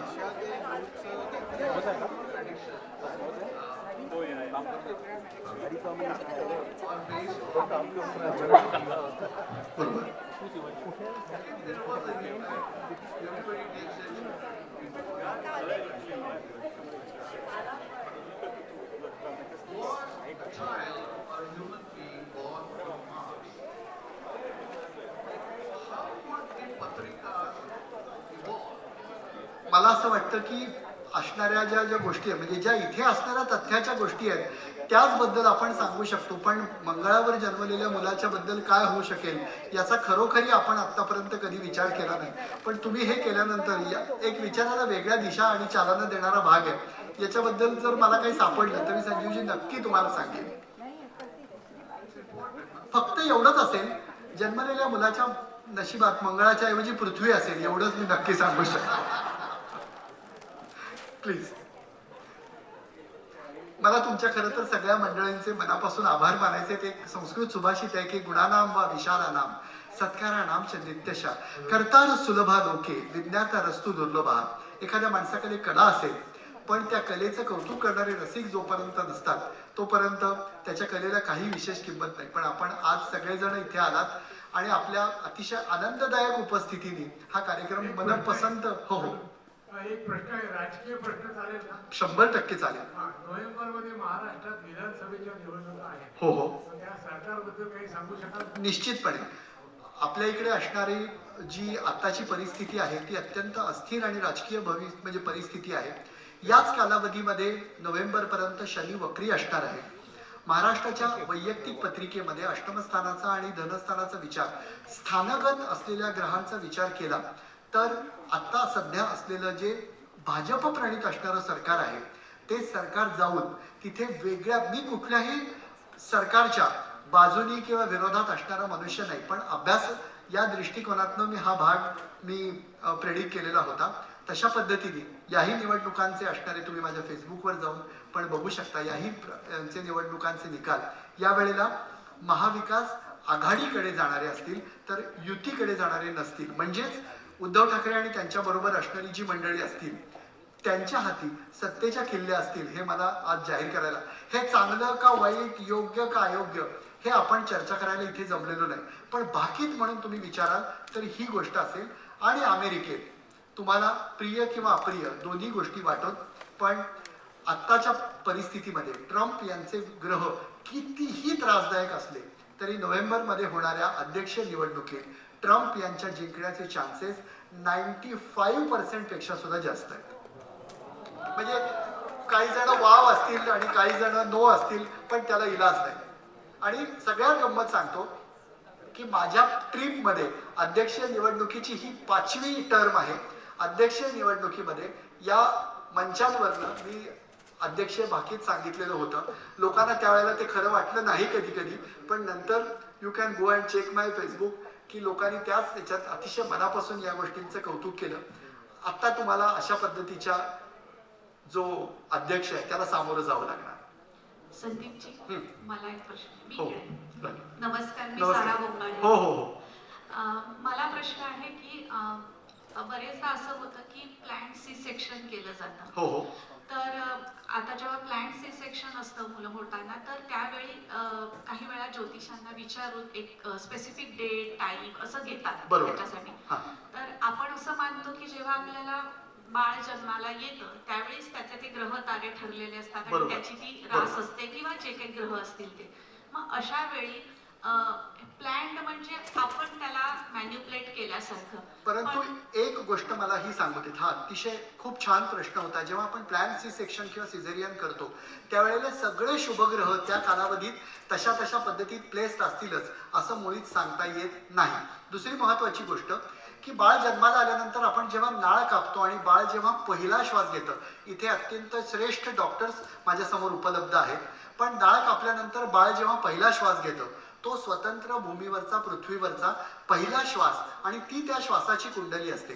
पण जेव्हा आपण प्लॅन सी सेक्शन करतो तेव्हा सगळे ग्रह एकत्र आणून ज्योतिषी त्या ह्याच्यात बसवत नाही. तर आपण जनरली काय बघतो की लगेच 7.5 येणार नाही, लगेच कुठल्याही प्रकारचा कुयोग असणार नाही किंवा ग्रहांच्या एकमेकांवर असणाऱ्या दृष्टी खूप तीव्र नसतील, एवढंच आपण सांगू शकतो. आणि असं बाळ जन्माला येणं हे सुद्धा त्याच्या नशिबात असेल तरच त्याला चांगला ज्योतिषी आणि तेवढा तज्ज्ञ डॉक्टर मिळू शकतो. शुअर. मला तोच प्रश्न होता की पुढे त्याच रिलेटेड म्हणत आहे, म्हणजे जे आपण प्लॅन्ड म्हणतो ते तसं न राहता जे काही बाळ जन्माला येतं त्याच्यानंतर ते त्याचं ते नशीब स्वतःच राहतं. 100% तशा पद्धतीने Thank you. तसं नशीब आहे. येस. हॅलो. आपल्याला खरं तर अजून 1 तास मिळाला तरी सुद्धा गप्पा रंगणार आहेत, परंतु नाईलाज आहे, आपल्याला इथे थांबायला लागतंय. मगाशी जे पुढे बसलेत त्यांना कल्पना नसेल की मागे इतकी प्रचंड गर्दी झाली होती. आम्ही 2-3दा थांबवायचा प्रयत्न केला होता आणि आम्ही दरवाजाच्या बाहेर पण थांबायला तयार आहोत. तर एवढं प्रचंड त्यांचं काम आहे. लोक पुढे येऊन बसतात, उभीच राहतात, वाटेवर.